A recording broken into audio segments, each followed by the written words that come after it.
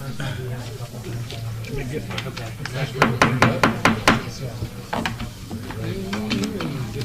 right, it's a little bit after 6 o'clock, and that means it's time to call to order this city council meeting as scheduled here on Tuesday, August the 15th. And we have in attendance with us here Father Gary Gumensheimer from St. Andrews. I ask we all rise and he'd lead us in the invocation. Gracious God, be with us this evening, and we ask you to bless the men and women who are deployed at this point in time, protecting us and the freedoms that we so graciously are grateful to you that we have. Dear Lord, in the midst of the things that have been going on in our country this past weekend, we ask you to give us the understanding that hatred and violence never solve any problems. It's only when we decide to be people of peace and people of discussion and people of honor that we are able to solve our issues that face us. So as we gather together this evening to do the work of the community here in Murphysboro, we ask you to give us that sense of duty, that sense of obligation, that sense of fellowship and brotherhood that will allow us to look past the issues that seem to separate us and help us to work together for the good of all. Bless our time, bless our work, bless the people who lead this city, and bless the men and women who are our first responders to keep them always safe in the work that they do. And we ask all of this in your most holy name. Amen. Amen. Pledge of allegiance. I pledge allegiance to the flag of the United States of America and to the republic for which it stands, one nation, under God, indivisible, with liberty and justice for all. Thank you, Father.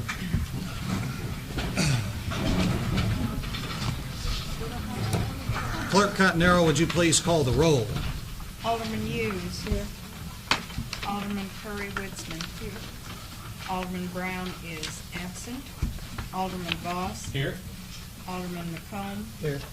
Alderman Urbis. Here. Alderman Bratton. Here. Alderman Bastian. Here. Alderman Campos. Here. Alderman Pitt. Here. Okay, thank you everyone for being here this evening. Keep Alderman Brown in your thoughts and prayers, as he called me and said he was under the weather this evening and couldn't be here. And I also will point out that right before the meeting there was another accounts payable list handed out. I think it was list 692, I think. Or was it 695? 695. Okay. So anyway, be aware of that. And I also handed out right before the meeting a list of the various code issues that our code enforcement is dealing with. I try to provide those occasionally, and that is included in your packet as well, additionally. So with that being said, I would entertain consideration of the council minutes from our previous meeting on July the 25th. Mr. Bratton. Page 5. Regarding the water line, Yes. I think that's correct. When I called a voice vote, evidently I didn't vote no loud enough so Joyce could hear it. I was not in favor of that. Okay. The 4-inch water line? Yes. Okay. Show Alderman. I'll try to speak up. Yeah, I will change it. I'll try to speak up. That is surprising. I know it. Father's about to fall out of the chair. All right. Any other? Yes. Page 2, Mhm. under the consideration of proposal for grant part-time writer, I made a statement about check to see if the amount that was asked was comparable to what was already out there as far as grant writers were concerned, and it's not in there. Okay. It said something similar about comparable. I remember reading that. It's like, what page are you on? 2. There's something in there, but it doesn't say that you stated it Yeah. on page 2. Yeah. Yeah. There's nothing. It's just that if the percentage is in line. Yeah. All right. Any other amendments to the minutes? I entertain a motion to approve the minutes as amended. So moved. Have a motion and a second. All in favor signify by saying aye. Aye. Opposed? Motion carries. Up next, we have the consideration of accounts payable, receivable, and payroll registers. I entertain any questions on those. Mr. McCollum? Well, we just, of course, we can't get an answer Sandra in here, why the light bill was, electric was so high at Down Bill. Almost $5,000. Yeah, and I I told know. Sandra she could go to her, I guess, her son's first baseball game this evening, and so she is here to answer that, but, and we asked, Scott, do you have something for us on that? I don't at this point, but I will get you an answer for the next meeting. Okay. You know what it was last month, Scott? Not offhand. I can't ever remember it being that high. Yeah, I'll do some research and get you an answer. Okay. Do we, Alderman McCollum, were you asking for that particular bill to be held? No, not really, because we're just getting in trouble if we over. Okay. We don't want the fire. Which register and what page are you on? 694. Page 1. That's 694 in there, first page in here. It's the eighth item down on the first page, 4971, 37. Yeah, I got it. Thank you. I don't remember what it was in the past, Danny, but I don't ever remember it being near that high. And you know, we've had all those energy-saving lights and everything else put in and installed here about a year and a half ago. Well, that bill's $900 higher on all of the streetlights. Yeah, it is. The only thing I could think of was that Big Muddy Friars used some of the electricity, but I think that would have been connected to Smizer Plaza. I don't know if that comes in off of, for cruise night. But, I don't know, we'll Find out. find out. Other questions on the accounts payable? Mr. Urbis? The same list, last item on page 4, Sharon Murray claim, risk claim service. For $3,000. I know what that is. Ms. Hughes? Yes, I called it today to find out about that. There was some kind of lawsuit back in 2011 or 12, and what this really is our fee for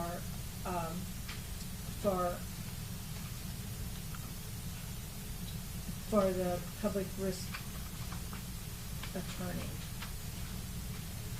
It was our fee, like a court fee, not a court fee, but a attorney fee that was, but not our attorney, evidently something through the insurance company. So it's something that just recently was settled? It has just recently been settled. Okay. And it's something about improper towing. She didn't know all the details. I only know that it is the end of a lawsuit that evidently started with State Farm and ended up us having to pay for an attorney also. Mr. Hiller, I don't suppose you can shed any light on that, can you? I have not a clue what that is. I Okay. do know that some of our insurances have provisions in it that when we have a claim and the insurance company has to take over the handling of the claim, that we can be assessed a certain level of fees up to a deductible. Yeah, And I'm assuming that this is where the charge comes from, but I have no idea that's kind of what I who thought. Sharon Murray was, is, or what the claim's about. But it was in 2011 or 2012. She wasn't sure which year. I would honestly, I'd like us to hold that particular, just because in my 5 years now, almost of being mayor, I've never heard of this particular. I'm not saying it isn't legitimate, but I would just feel more comfortable, Barb, if I Yeah, could. I was weeks kind of ago, questioning Mayor. it myself. That's Yeah. why I 2 weeks called not gonna today. matter. Yeah, if it's been since 2012, the 2 weeks isn't going to matter to them, I Yeah, hope I don't not. think so either, but it has just recently been settled. Okay. Mr. Bratton? Same register. Okay. Page 2, bottom of the page, where was the 50 amp car feed installed at? That was installed, that's the reason I brought up the Big Muddy Friars and Cruise Night. They have gotten together with the folks at Cruise Night, and they are going to be providing free fish at Cruise Night. but they needed an additional box. They actually, Cruise Night bought the box, and I committed the city to pay the labor to help make that happen. Okay, John, take care of the public risk. On page 6, the John A. Logan College, what's a CPR e-cards? We had, my wife taught CPR for my department and other departments. I My wife taught CPR for my department and other departments for mandatory training. She waived her instructor fee, but this, the $10 fee to the Red Cross was $100 fee? Yeah, For $10 a $10 piece. per. Okay. For $10 per person is Okay. all. It would have cost a lot more to charge. We Yeah. had streets and people in my department. as mandatory training. And on page 13, to Real King, we've got a bill there for $17.99 for an anchor. That's for the That's for Jim. the ship that we've purchased. Well, they have to figure out that wastewater treatment plant. Yeah, you spend all that money on a ship, you know, At least $18 for an keep it acre. around. Is that for a Caribbean cruise or what? Was that yours, Mr. Stewart? Yes, Yes, it is. that's exactly what it says it is, an anchor. Okay. From Real King, that, lift station at Walmart, put it on the very bottom and it floats to keep them from moving all around. Okay. The other one had rotted too, so we had to. Okay. On page 13 still, we've got reimbursement from Sam's Club for MBI. I imagine that Sandra could answer that, but I don't know what that would be. an MBI reimbursed, but it looks like that should be or they're gonna reimburse us. I'd like to know what that is. I suspect. I'm not saying don't pay it, but I'd like to know what it is, but I mean, Well, we can hold that item. and then Super Circuits, Chief, for this camera and these 2 cameras, Yeah. In booking, we have to have a camera that records audio. okay? Do statements and all that. Our cameras went out in there. Ryan couldn't fix it other than replacing the camera. So we have to have it for DUIs, we have to have it for concussions, we have to have audio. Okay, the other one's for the wastewater treatment plant. Yeah, I'm pretty sure that was part of that lightning strike that we took down there. Did our insurance gonna reimburse us for that, or? Well, everything's been turned in and I was told, Jim, has that already been turned into that? yes. Well, I don't, we turn everything in to Sandra. Okay, I didn't, Do anything Gloria else, had Kenny? more than that. Go ahead and let Gloria. Gloria? And page 7, same list, 694. Reimbursement traffic lights, accident 3/18/17 for $4,051.07. I assume we had a traffic light run over by somebody, Darren? Yeah. Mm-hmm. Down by Scott's. right This is in the front of one by Scott's. Dairy Queen. This was the guy, Oh, the BMW that taken the blizzard and hit the traffic. yeah. Took out my fire hydrant. Yeah, it took out fire hydrant and everything. Knocked out a couple yard sale signs and stuff. Oh, Amy.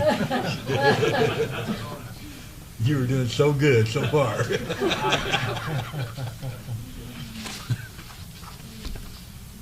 All right. It has been turned into insurance and the money has been received from his insurance company. Okay, so that'll wash out. Yeah. Okay. The other question that I had was that I know the Smiders so graciously pay for these sunset concerts, but are not, I see some of these names on here a couple of different times, and we just got this new register. I guess it's not double on there, is it, anywhere? I didn't, It shouldn't be.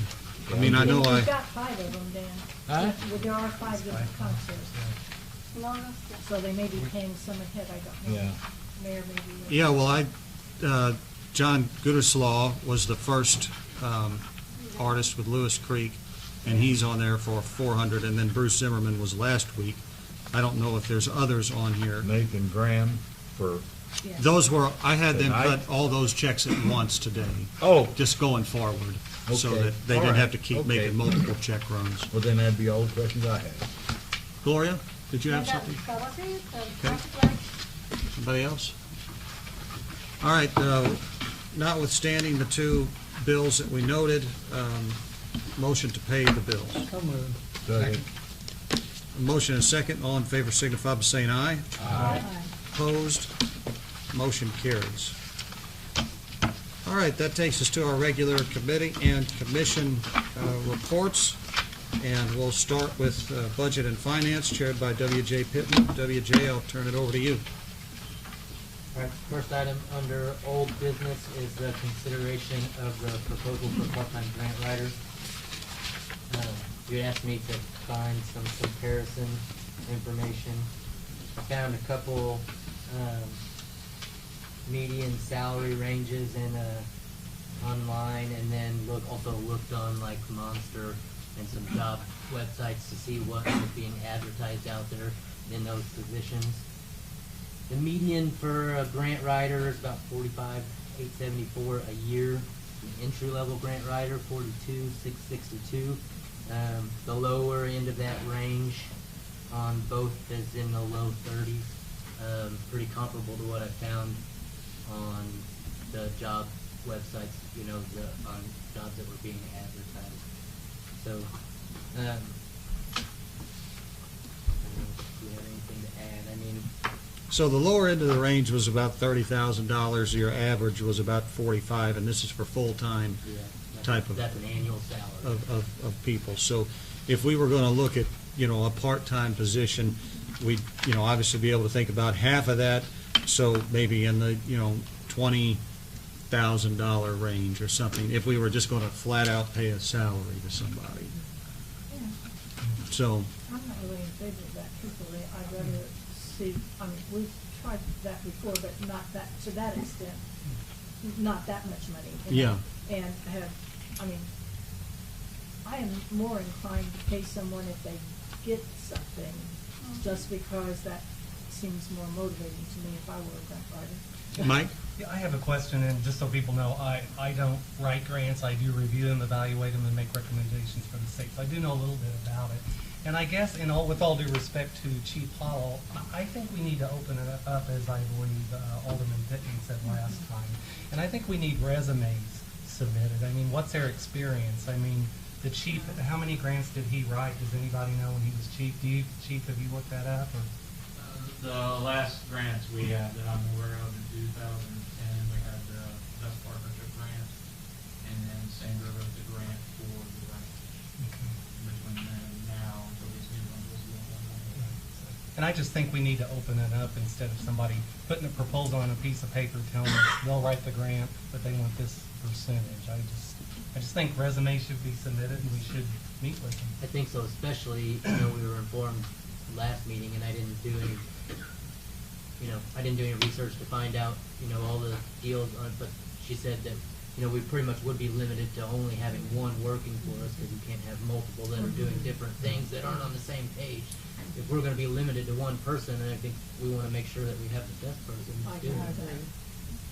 I agree with that. I just would say that I think that we may find our ability to pay versus, an arrangement such as Chief Hollow proposes to sort of be at loggerheads with Well, one I'm not another, saying, so. I still think we could find somebody on a we can dictate what the commission basis or the percentages are. Sure. We can put that out there, and see what kind of bite we get on it, if people are applying or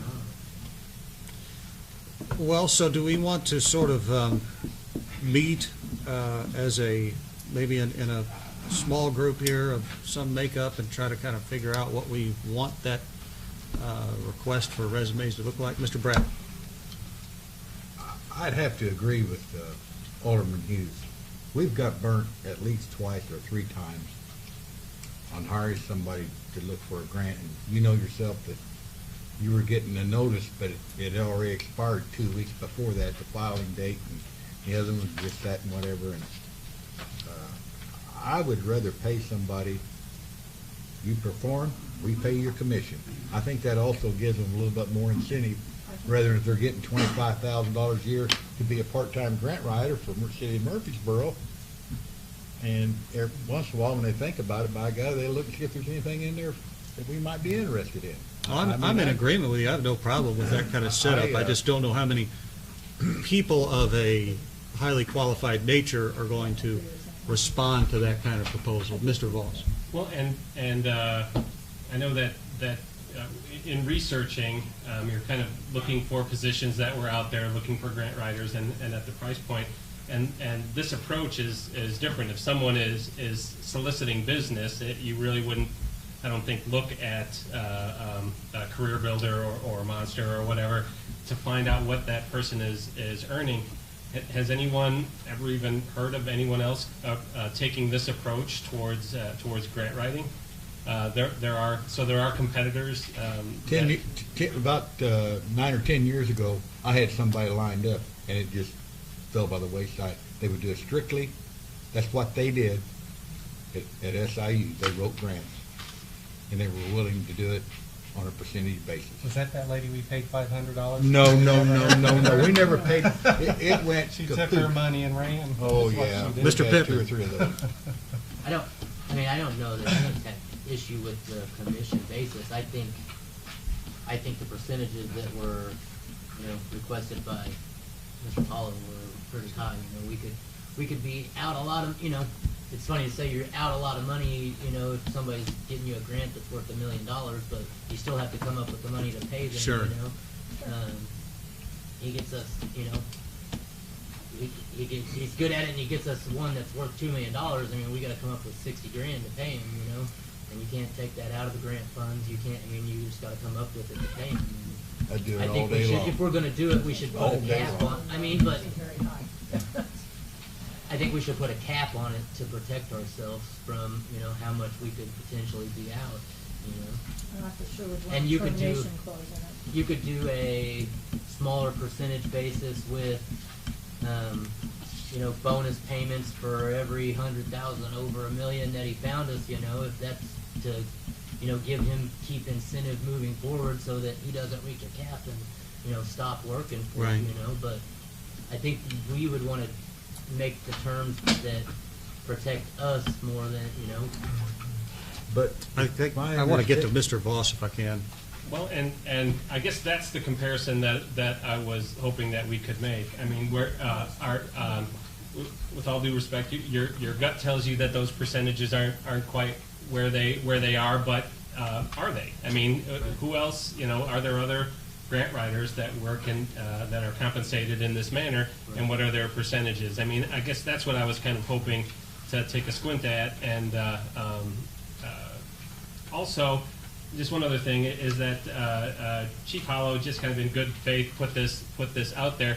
I would like to sit across from the desk from him and just kind of hear what his thoughts are and go through that interview process. And if there's anyone else, I'm not sure how many folks we would, if we put it out there to meet with them, how many other applicants we would have for that scenario. So He did tell me that those were negotiable. I did run into him. He told Mr. me Brett? those were- That was what Mike inserted there.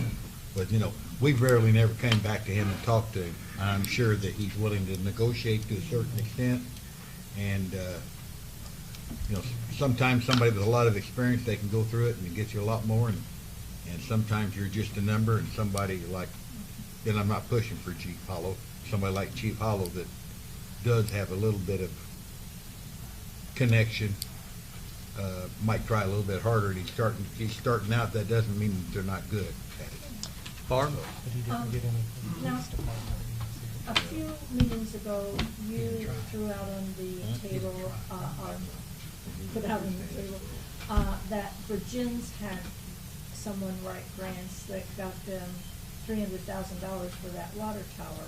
I mean, do we have any idea if that's someone that's employed by the village, or if that's someone that works on a percent? Are there any towns around that we could find out if they have salaried or percent grant writers that we would have some comparison with? Yeah, I think it would be easy for me to get a hold of the Southern Illinois Mayors Association, which is where I Yeah. collected that previous That other information from, Oh, and I'd just call Don for that matter, but ask them to flesh out that in more detail, other than just Yeah. saying, yeah, we had one, here's how much money was brought in through their Yeah. efforts. Because Because there has to be other townships around that have grant writers, and I can't imagine that they all are salaried. well, would everybody be generally in favor of me reaching back out to the Southern Illinois Mayors Association, asking for the detail that Barb's suggesting, which I think is a good idea? And then also, it seems like we should have done this 3 meetings ago, just, reach out to Chief Howell and say, hey, do you want to attend a meeting and, be able to answer some of our questions more directly so we get a better feel for where I that's at. think that's. Maybe Google commission-based grant writer Yeah. between now and Yeah, and for then, that matter. and We just may see be able to- what pops up there. I can find out what Virgins did easily. Okay, all right. So, John, you're going to find out what Virgins is up to. Mr. Sheffer? I would say, we did write the grant for Virgins, but it's a DCEO grant, which Okay. those grants are due in December, and we're getting a letter out now to the city. They're changing a little bit, there's no match this year, but again, they have to satisfy, threat to health and safety, and also, serve 51% low to moderate income. So, those areas, I mean, the city qualifies for that LMI across town, but if you start getting target areas, then you gotta do, Income surveys. Income survey. Okay, any other thoughts? All right, Mr. Bratton. I think we ought to hold on contacting Chief Hollow, have him come down and make a trip until we kind of decide what we're going to do. I Okay. think that would kind of be a wasted his time, and, he's got a little bit of a drive to do Yeah, that. we may want to make contact just to Yeah, say, You may no, want to explore explore this. we're not ignoring Yeah. this, we're doing some research. Okay. Because if we're gonna interview other people. Well, I'll just reach out preliminarily and say that we may be asking him to attend a upcoming meeting in the next couple of months. Yep. And then let him respond and say, because I know he does a lot of traveling, when Yeah. might work and whatnot. Okay, Okay, that's the only item under old business. Under new business, we have review of police pension and fire pension budgets by Scott Evans, Budget Officer.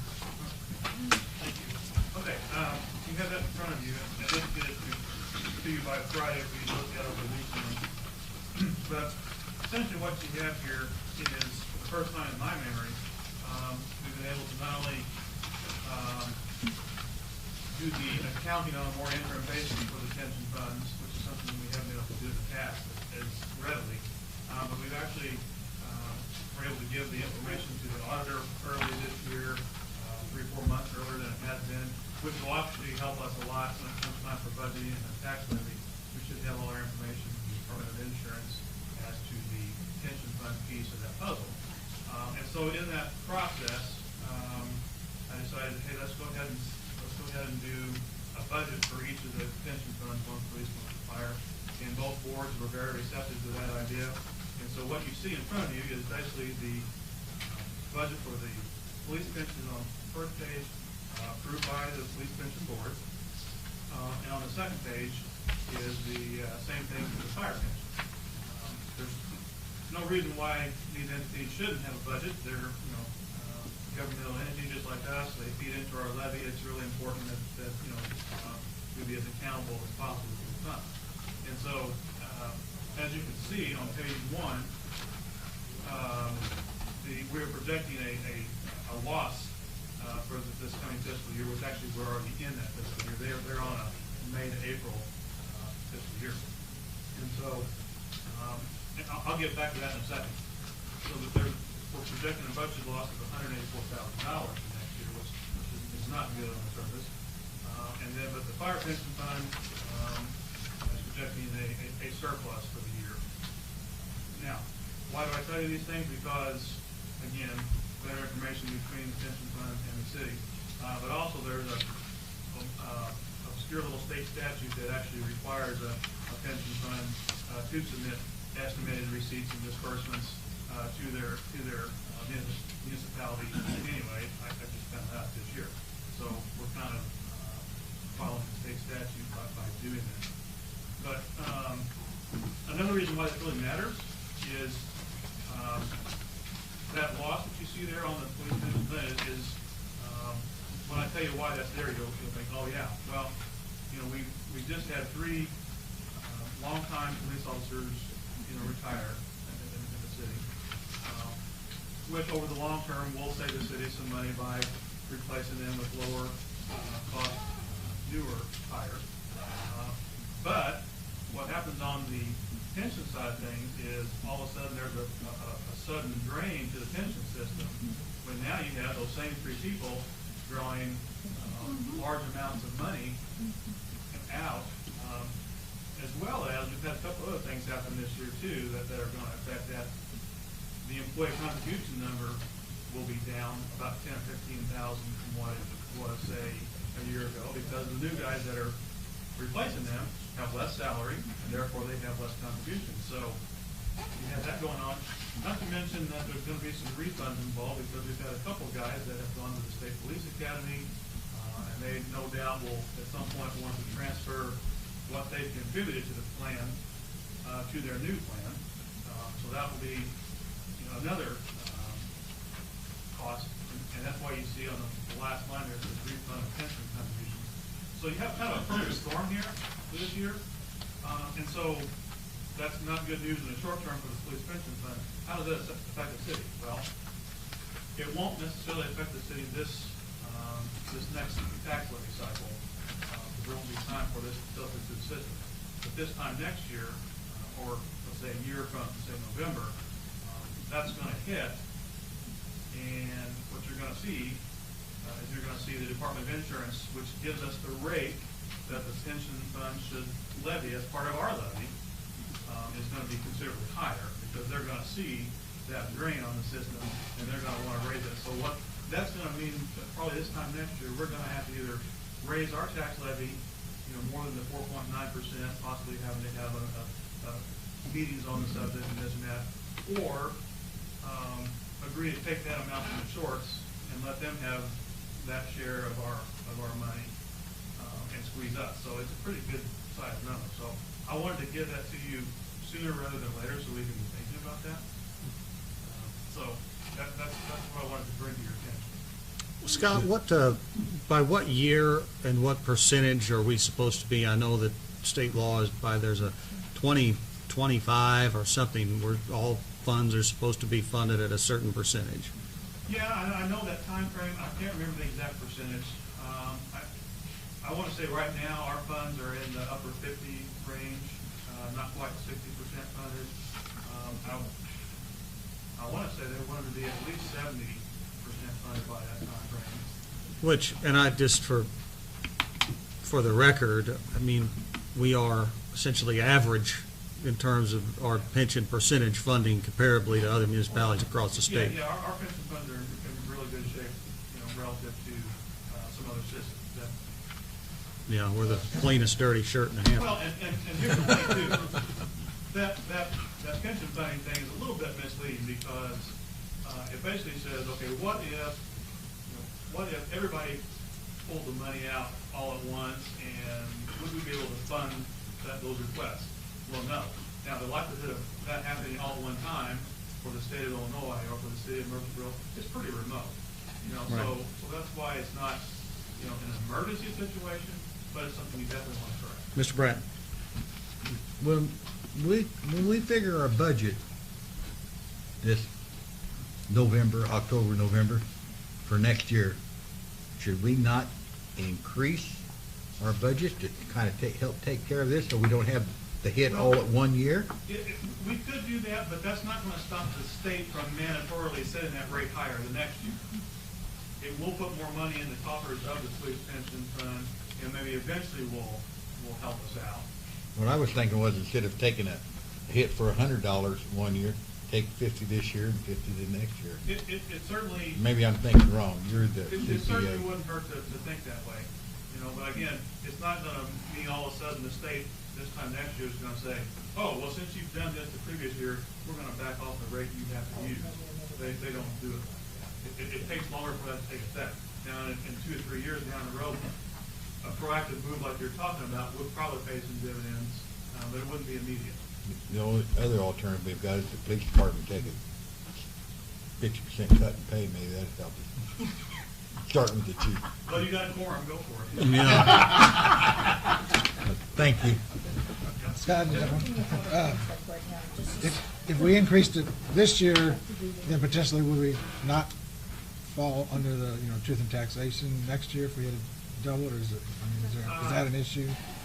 If the overall levy is more than 4.9%, then we have to apply, we have to do the hearing and that type of thing.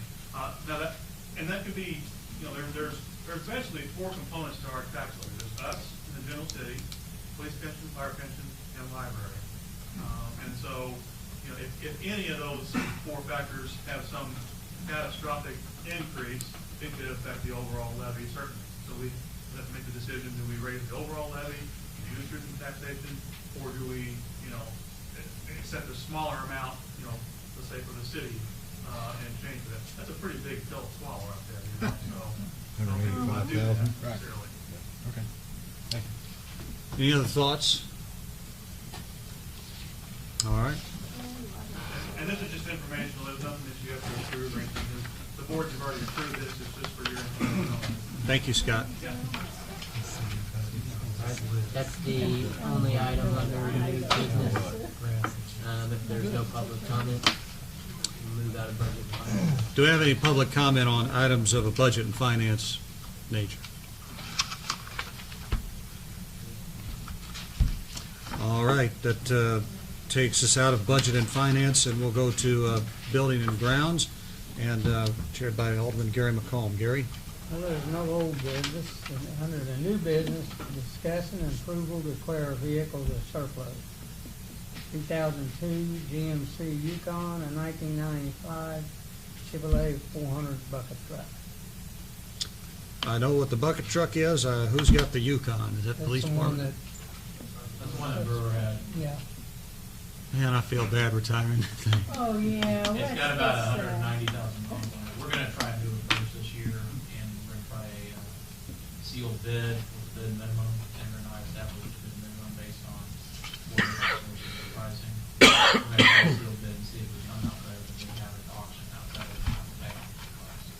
If it doesn't work, then we'll go to auction. We're gonna see if this works better for those individuals. All right.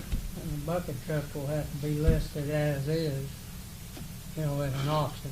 Mm-hmm. And if you sell this Yukon any other way, it's gotta be listed as is too. Yeah, no, we've prepped the bid, and we've prepped the advertisement, it's as it is, and then, people will come by and view it. Did you establish a minimum? We have established a minimum, we're actually gonna make the minimum public, that way we don't That's have to right. entertain ridiculous bids. Yeah. okay. Gary, I got I one more would, thing, if you don't mind. go ahead. Darren, did we ever get any good answer on what it would cost, in a sense, to do anything to make that other bucket truck back up to par? I did, to replace the bucket, a few of the switches and a couple of the covers, we're looking at about $1,900. Mhm. Mark couldn't give me a solid answer on anything with the hydraulics or any of the rest of it without getting into it. Okay. All right. Just to fix the back end part of it, that would come out in the shop. Okay. All right. You need a motion? Yes. I'll make that motion. Second. All in favor? Aye. Ayes have it. Is there any public comment on anything under building and grounds? If not, we'll come out of buildings and grounds. Okay, that takes us to community relations, and chaired by Mr. John Urbis. John? All right, there's no old business. The one item, new business, request for street closure by the Church of Nazarene, North 7th Street.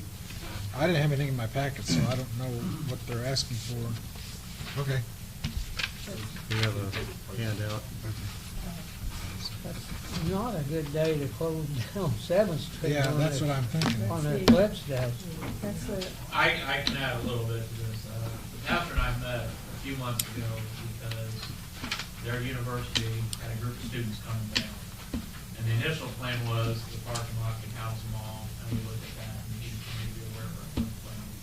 He came to me the other day, that nearly doubled the number of people that are coming down. of course. Which the parking lot's no longer going to be sufficient. Parking along those streets, one option I gave him was parking everything one direction on the streets. The other thing was I asked him, I told him he could ask the council not close those streets, but that's the need for it, that explains why we want to do it. what would the impact be to the restaurant just to the west? We're not, the request is, and the time has changed too, from 8 to 4 to 9 to 3. From our front doors, which is the north end of the restaurant, Martell's parking lot, is where they would be. So their restaurant would not be affected. Okay. I've already talked to management over there. They will reroute their deliveries around that area. So this is from 9 to 3 now?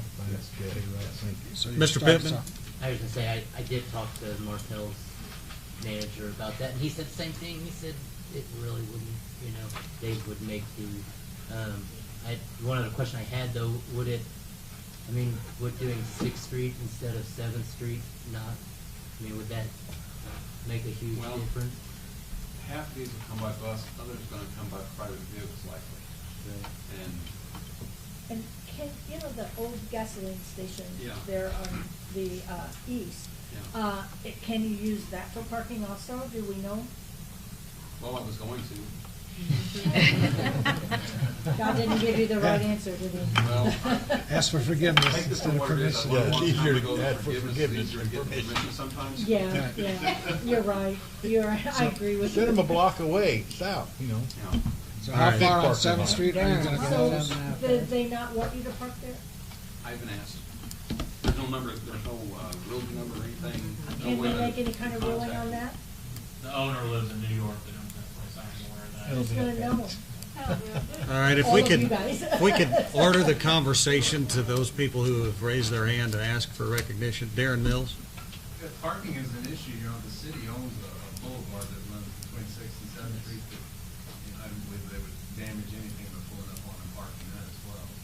That was another option we could consider as well. All right, well, so we have an item on the agenda here concerning 7th Street and this specific closure.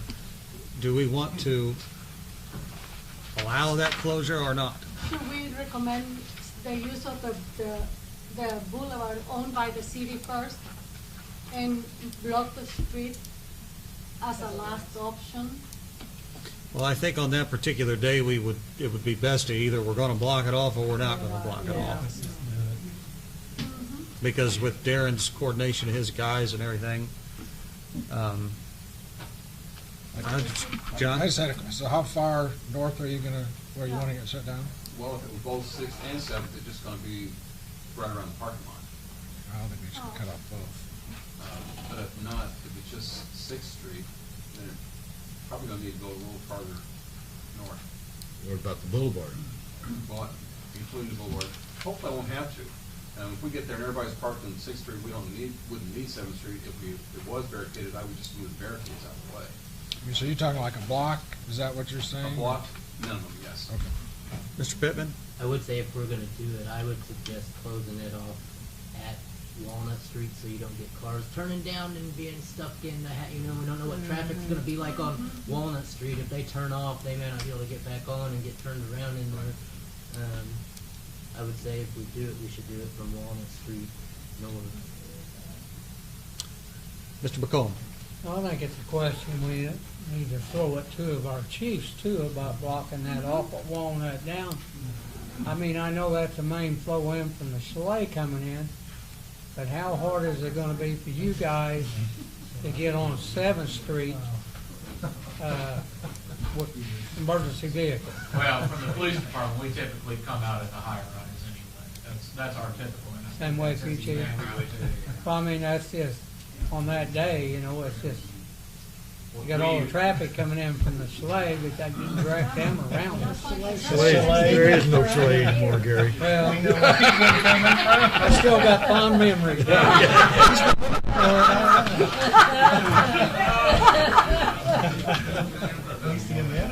Oh, way too much information. Pastor, you didn't know what you were getting into when you came here this evening. You like their barbecue, right? Yeah. They did have good barbecue. Well, to get it done, I'll make a motion to do it. I'll second that motion. All right, but what are we closing? Yeah, I'd like to know for sure. Because we've talked Walnut, we've talked north of Walnut, we've talked 6th, we've talked 7th. Not Walnut? From Walnut north. From Walnut North, Yes. yeah. I thought that's So- what. For one Yes. block. I thought that's. For one block. Yes. Yeah, one block. North Street. And that is from 9 to 3 p.m., right? Correct. But he's saying it may go further than that. If it goes farther, then maybe what we could do is have them park on the island and on the right-hand side of the street, which is open to We parking. did Walnut to North Street on 7th Street and Walnut to Murphy Street on 6th Street. I don't think you wanna close both of them. Well, that was the I just idea. don't like That's, I think that's what he's asking for. It says Yeah. 7th Street on here, but he's asking for. Yeah, I don't think we Yeah, should. originally the request, when I talked to Sandra, was for 6th and 7th Street. But it's showing with 7th. All right, well, I don't think we're in favor of closing both. No. Well, I put it out in large, so when it's toned down. Went on down, you get, half a loaf, and that's good enough. I've been down this road a couple dozen Yeah, times. yeah. Sixth Street's probably gonna be longer than Seventh. Right. All right, we've Got a motion. We've got a motion and a second to close 7th Street from Walnut to North Street. That's my understanding of this motion that's currently out here for consideration. So, Does he But have more he's- comment? 7th or 6th? 7th. That's what the motion is. Is that, Unless, So we can withdraw it and change it. sure. Yeah. It's just out there. We Yeah. gotta Which do would you something. prefer? If you have a choice of one or the other. Well, 6th Street would be, present less of a problem for the city Yeah. and flow of traffic. Would it give you more room? If we had 6th Street, if we could have from Walnut to Murphy, Okay. that would be ideal. Plus the boulevard. Plus the Plus the boulevard, I think it's better. We're not, 7th Street It's is, a pretty main. yes. line. Gary, the you main gonna one. rescind your I motion? will rescind my motion. Okay. Okay. All right. And let somebody else make it now we've changed it. I'll rescind my second. Yeah, Okay. Okay. I'll motion that we close Walnut, 6th Street from Walnut to Murphy Street. on Okay. how many blocks is And the there? From 9 to 3, 2 blocks. I'll Second. second. Two blocks. The only place, there's a house directly, but they have alley access directly to the east of the church, and on the block from North Street to Murphy, there is Fourplex. a duplex or a fourplex, whatever that is. Yeah. Ask for mercy. We have a motion and a second. Can I add something to that? Add a barricade for our parking lot, because people use our parking lot like an alleyway. Yeah. So if it was blocked on 7th, it would help. Okay, Okay, I I see. don't know if we're gonna have that barricade go around town. yeah. My only question is, I don't know about going down past that fourplex, because I know those people park there. Unless you've already talked to them and got, No, because I didn't anticipate we would go that far on 6th Street. oh, okay, yeah. Um, But that's my only concern, that I want to be agreeable and, If we could put the barricade just this side of where the fourplex is. yeah, that way they can still park, because there are some people my age that live there and, they can't walk as far. Okay. Mr. Urbis, did you have something? No, I just think we have a motion and a second, right? Yeah? All right. Do I need to? From 6th Street to the entryway to the fourplex. I'll change my motion. Okay. To be the entryway to that alleyway. I think he has that meeting set. Mr. Mills. You're actually gonna be shutting North Street down from 6th to 7th as well. by doing that. I didn't know if that needed to be in the motion as well. You wouldn't have to. Well, then we would be barricading 6th Street off on the south side of North and barricaded off on the north side of North. Correct. Where the traffic is still flowing, but then you're gonna have people walking through where the traffic is. Well, there's gonna be plenty to walk around anyway, but. There's a stop sign there, though, isn't there? There's a stop sign there, though, isn't there? No. I don't think coming on North Street that there's anything. It's No, a. there's a stop sign thing once you get to 7th. This is quite simplistic. How does something so simple get complicated? I'd like it to stay because we keep adding. Pray for us, Father. Just send them to St. Andrews parking lot. All right, the, Send it to St. Andrews parking lot, that's good, Dan. We're only charging $100 per lot, no. We don't care. That is how you're supposed to feel. all right, if we could bring it in here and figure out who wants to actually make a motion, a second, and vote on it. I know we've got from, currently, the motion is from Walnut Street to Murphy Street, and also allowing use of the boulevard. We have Mr. Mills, who said that that's going to close off part of North Street's access. Just pretty main thoroughfare. So I assume that that squashes that motion as well. Does it? I Because don't if know, Walnut is that a Street's problem? crowded, that's a, If you put the barricade on Walnut and at the south side of North Yeah, Street, that's what I was and thinking. then The the north side of North Street down to the fourplex. Mhm.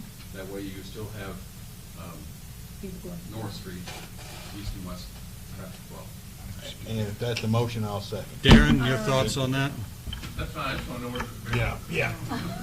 that makes more sense. Yeah, I think that's a good, I'd make that motion just like Patrick. What he said. Would you say that again, please? From. Yeah, because on- everybody's on talking. Sixth Street from Walnut to North, and then from The north side. north side of North Street to the fourplex. There's a duplex one that's 4 minutes, it's about, takes up about half the block. Yeah. So they still Well, have and access. From do the we alleyway. need anything Yeah. to get, Darren, do we need anything to put up on the, median there to keep other people from using it? I don't know, we got enough barricade to do all that, I mean, no. He just Have has to- to Barricade, park. would that prevent him from? Yeah, you may have to kind of police that yourself. Yeah, you may have to. Yeah. I'd second that motion if somebody posted it. I think Danny did. I firsted it. All right, we have that motion. Everybody clear on that? All in favor? Aye. Opposed? No? I believe that passes. Thank you.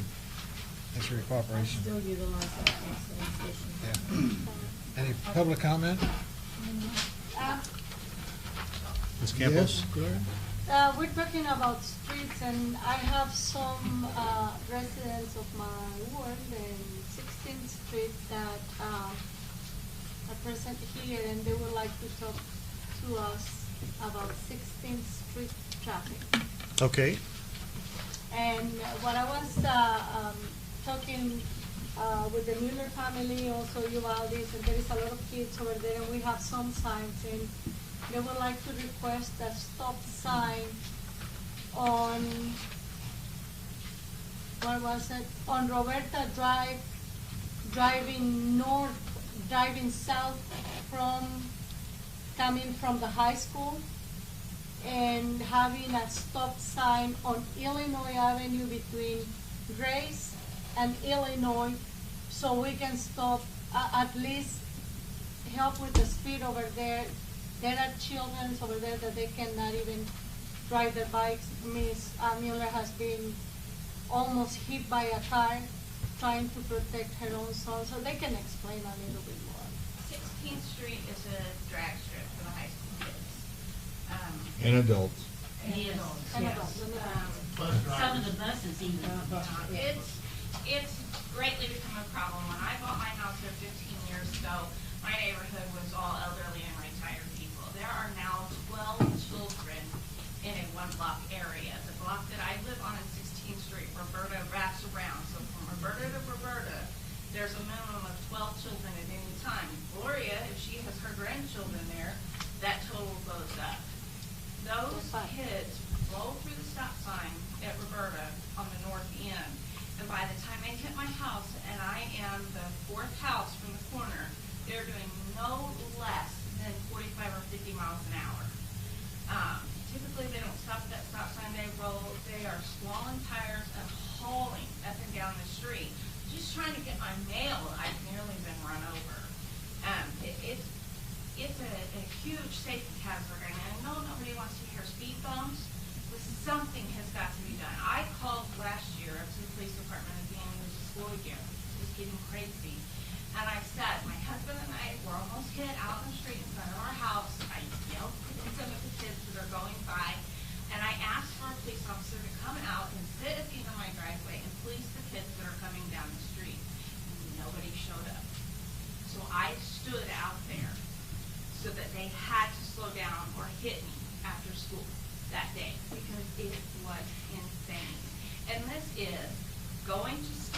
This is open campus at lunch, eating for lunch, going back after lunch, and then after school, and then again in the evenings for their practices, for football, for band, for whatever happens to be going on up there.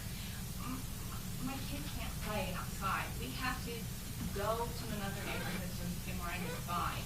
I have to park our vehicles all along the ends of our driveway just in fear. He knows that he should go out in the street. That split second his basketball rolls out there and some kid is going to kill him. Now, Gloria has had children at play signs put up. Nothing is happening. The speed limit there is 25 miles an hour, and I have yet to ever see anyone drive that on that street. I have lived there for 15 years now. And now we have all these kids here, and it needs to be a safe place for our kids.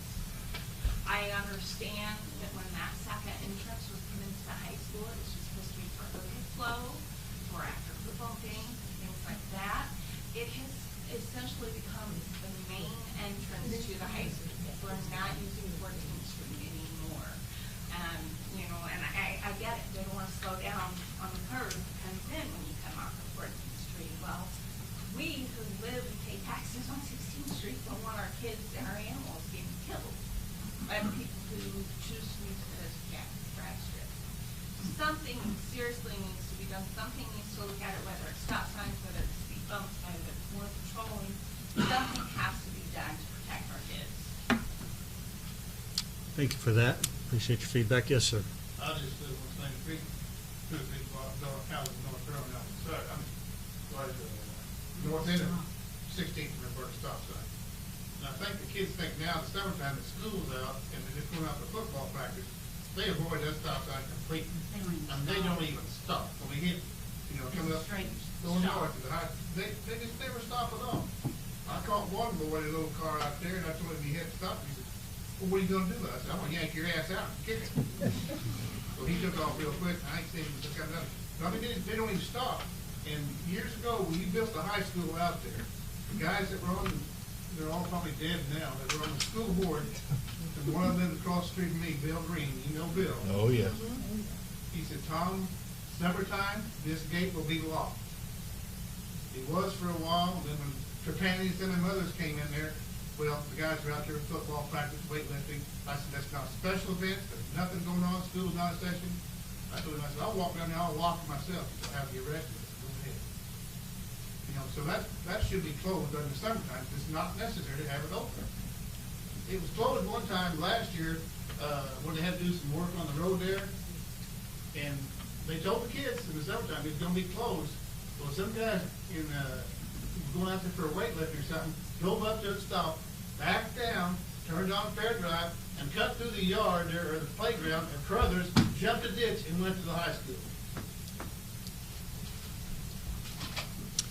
Well, he shouldn't have done that.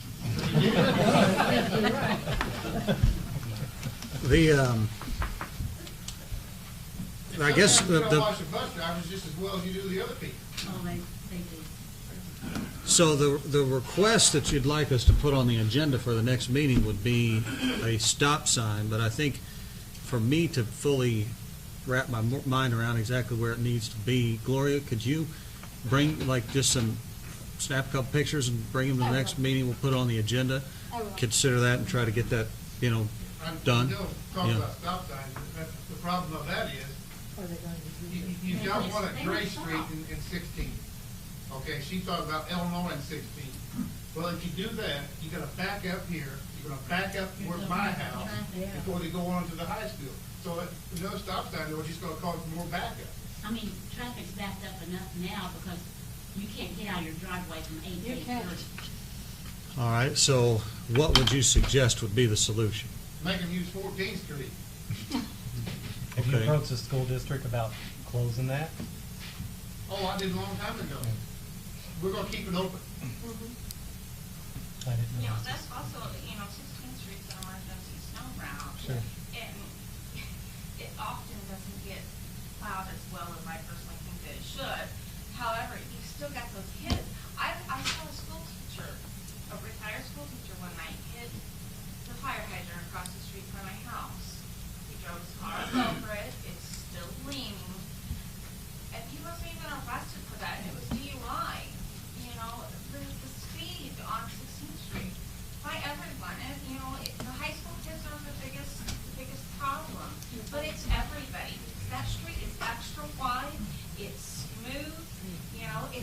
street, my neighborhood is like the walking neighborhood. Everyone comes and walks in our neighborhood in the evenings, and it's a safety issue. You can't hardly walk on 16th Street without getting hit. I don't definitely when it's remotely starting to get dark out. I do not walk out on 16th Street because I'm terrified of being hit. I have to go back on Roberta or Stephen Lane or somewhere else. That's the only place my kid can ride his bike is if I go back on Roberta or Stephen Lane. And it's scary getting from our house down to the corner to Roberta just so I can get a safe space for him to ride his bike. Mr. McComb, did you have something? Yeah, I was gonna ask our police chief, how hard would it be to put somebody out there in plain clothes in a plain car to monitor that? Oh, they know you're coming. Well, After the first one's passed by there? but that's not, I'm not asking for a police car, I'm not asking for a uniform. I'm asking for a plain clothes police officer in a plain car.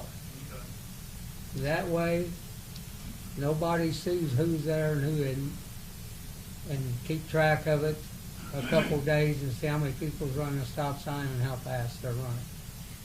And just to monitor the speed, I really, I live right there, and before I used to get out and say, hey, I live here, let me out. I'm not denying No. that they're doing that.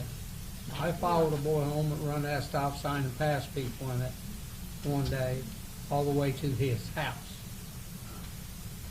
And kind of set him straight. Let me reach out to Chief Groves and see if I can borrow his traffic monitoring sign. We've got one in the works, but it'll be towards the end of the year before I can appropriate the funds. And let me see if I can borrow his, if it has the traffic study software, and see if we can put it out there for a week or so.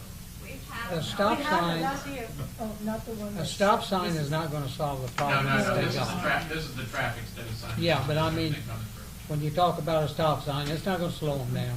No, I would Uh, prefer speed bumps, but but I know everyone's anti-speed If bump. if it's patrolled, then we can't put a police officer out there every day. But if we get a heads up who's doing it, they can write license number down. They can go too to, fast for that, honestly. I mean, I've tried. They go too fast for it. yeah, well, We, the schools and school patrols have been a place of emphasis since I came in. We've increased our presence in the schools in the mornings and the afternoons. Our presence in the school traffic roads, mornings and afternoons. I know specifically on 16th, we wrote stop sign tickets and speeding tickets last year because I made that as a target of the area.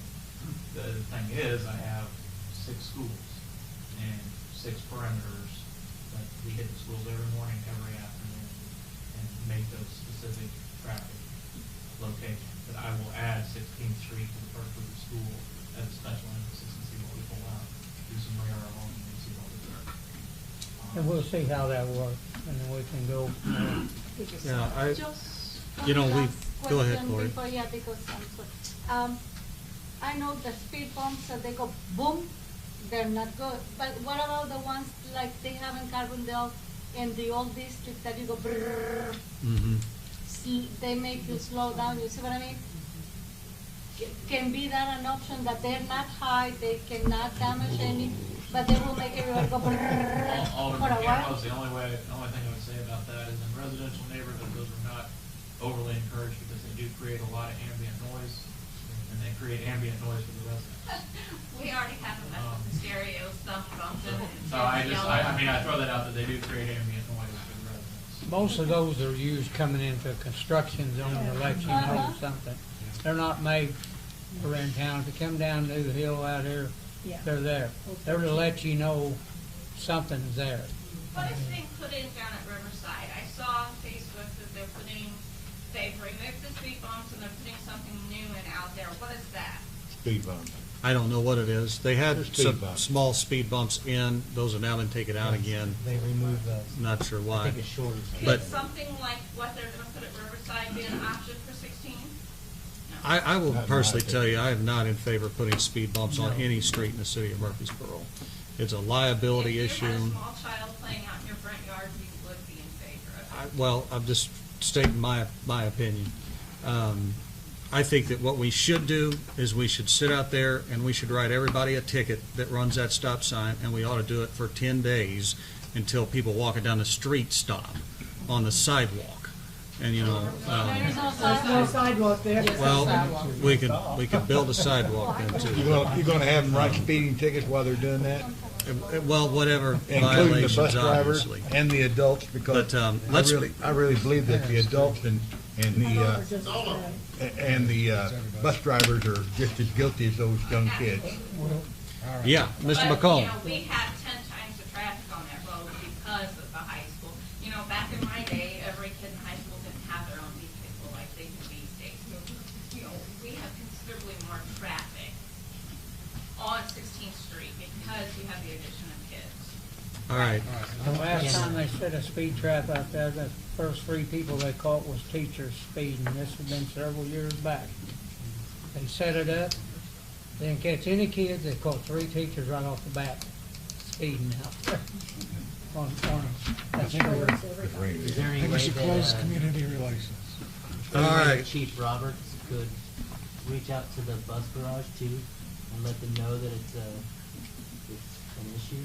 And, I mean, are they aware? I would Well, write what it I down. would do is- Just write them a ticket. Exactly. I meet with Superintendent Brody once a month, we eat lunch once a month. I'm about to meet with him before surgery. This will be a topic I bring up with him. Let them know about it. Keep pass on west, because they're interested in it. Thank you. Thank you for coming, and we'll hold, you know, Joyce, make a note, we'll put that on the agenda for the next meeting. That's it for community relations. I have Okay. That's not related to Jance? any of this. I had a pastor ask me about his church lot over on 4th Street. During the eclipse, he had heard that, some churches were like renting out spaces in their lot, and he has like, a fenced-in lot behind his church, and he was wondering if there were any restrictions, with him possibly trying to rent out like that area so, for parking, so his church can get a little bit of extra money. So, yeah. And so I just told him I would present it. He won't be blocking off any streets or anything like that. The lot is actually fenced in right behind the church, and it's the church's property. I don't think Okay. that. They can do whatever they want to do. Okay. Ask for This forgiveness helps their afterwards. budget. I just told him I would check. I just told him I would check. Parking See, you're gonna have to And make give us sure some that information. They didn't want to be, violating or anything. Sure. And if you're not there, your church people aren't there, coming out of town, somebody else is going to be there. But you can't. All right, if that's all for community relations, we'll move into public improvement. I would just very respectfully remind everybody that if we can try to respect one another when we're having conversation at the council level, if somebody has the floor, let them have the floor and be recognized in those things, because it makes these conversations, I think, drag on longer than they necessarily have to. Mike Bastian. Okay, under public improvement, under old business, we have the review and consideration of proposal from Blimp Networks. I do believe that the mayor indicated they could not be here tonight. Alderman Pittman told me he had spoken to one of the employees, and they did have a proposal put together that they're going to bring to the next meeting. And with that being said, Mr. Heller, do you have anything? Steve Boss represents Blip. We've been working on that contract. I presented to him on Monday morning the final draft of all the things we've talked about.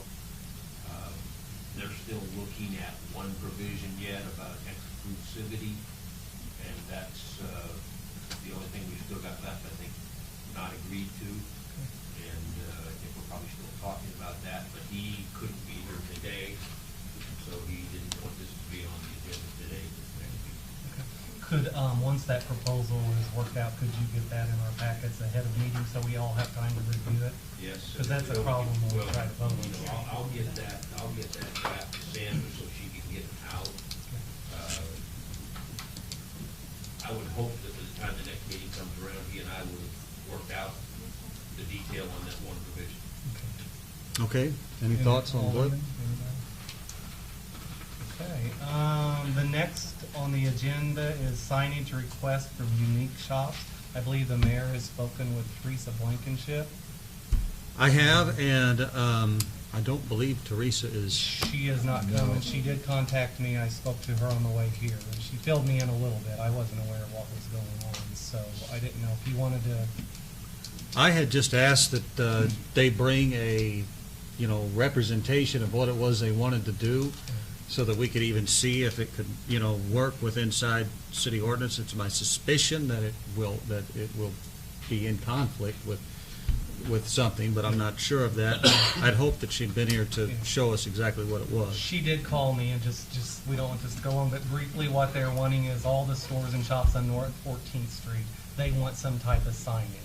And they're looking at different ways to put up a sign with the arrow pointing with all their businesses to help advertise or maybe get the side of a building. She is going to put a proposal together. I told her I would work with them and the businesses. We could have come up with some ideas, look at the ordinances, and then propose a couple ideas to the city, and then go from there. So. And just for clarification, they're wanting to be able to put this up on the intersection of 14th and Walnut to pull, that high visibility down that direction. Which is very congested there, but she's talking something nice, put it on some type of a wrought iron pole with, I don't know. She's going to put some proposals together and then present to the council, so. Wait and see. Will that be a billboard? I don't know. It's not a billboard. It kind of sounds like one. And it's not a yard sale. Bar views? Are we done with that right now? I guess, everybody. May I ask something? And actually it's to Scott. I had spoken to you from some of the shops downtown on the east end of town that needed trash receptacles or would like to have them. And I know that there was some kind of funding through perhaps Smizer that was going to that group of Murphysboro Main Street Yeah. did get a grant from Smizer, in addition to what the city got. Yeah. We haven't decided exactly What you're going to do with. But separately, I've also applied for this particular thing with the grant with Walmart, and I'm still waiting to hear. Oh, good, okay. For $2,500. I haven't heard from them yet. Okay. But we definitely, that is part of our discussion. The traffic fiscal definitely has come up in our meeting. Okay, thank you. Thank you for doing that. I will let Trudy Johnson know that, oh, you're here. I'll let her know that. Well, there needs to be on each end, I own the building that's on Yeah. Walnut, there's Underwood Gravel, and there's Chinese store, and on each end of it, I pick up trash to little bottom of the bottom. And I picked up a good sized trash bag from KFC. They're not leaving it at KFC, they're walking off with it, so behind the building. And that's where I got them, behind the building. And there's more trash back there than in. But if they had a place in the front, they maybe would even put it in the front. They got a dumpster in there. Okay. Okay, is there any more public I comment? just wanted to make sure that you still had it on your agenda. I just had for one- that, and you know it. I was stopped by Martin Solomos the other day, and he says, not that we haven't heard this before, but that the windows will be in by Apple Festival. He was working there this morning. He was working, but there's no more windows, but I know it takes a while to get a window in. Well, you gotta put a wood frame around before it can catch it. Yeah. Anyway, that's what he told me a couple weeks ago. I really didn't come about the trash can. That's okay. I was coming to see what it takes for a person that has property here in Murphysboro to get the property and the tip program. We Yeah. own, we bought the house. Yeah. And we're wanting to tear it down. Yeah, The when I more call we you get back, we're to right in the middle of The the more we find that it's just not Not a problem. repairable, so we'd like some help with getting it put down, and we'd like to put another business in. Mainly, we're really thinking, batting cages, and some other stuff within sports, and my husband's a contractor, we can build a scoreboard and put something really nice there. We could just get some help to get it pulled down, and there is a basement there that has to be filled. But we was gonna put 3 apartments, or 2 apartments, and 70 on 1 for resale. but we hook it up in case there's left, I was able to put my new sewer in the other building we own, and we want to really like to tear that down, which is somewhat of an eyesore. Where is? 607. Okay, gotcha, it's right there next to. The big hall right Yeah, there. yeah, okay. Would you like to just set a meeting with me and we can go over some of the options that might be available for you there? Is there any other comment from the public or any of the aldermen? Okay, with that being said, we can close public improvement. Thank you, Mr. Bastian. Now that takes us to Public Works, chaired by Mr. Dan Bratton. Dan? Okay. We've got a lot of stuff to go over, so. Update on Osborne Street Extension. Nope. Harold, anything? Have not heard anything from, Okay. I've got a question, and don't take it the wrong way, Harold, or Mayor, but why are we dealing with this if they're wanting a state entrance instead of Bishop and Elwell dealing with it, trying to get it? Because it's a city street. But it's not it's a city street that comes off the highway?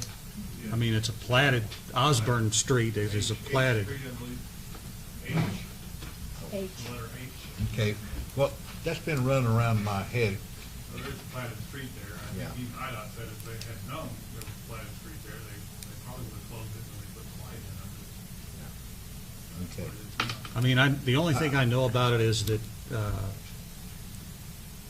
Bishop and Elwell met with Paul Shemp and Terry Bryant, and Terry Bryant and Paul Shemp are supposed to be going to IDOT to try to figure out some sort of compromise, because IDOT just isn't going to allow that project to happen as it is, and so they're trying to.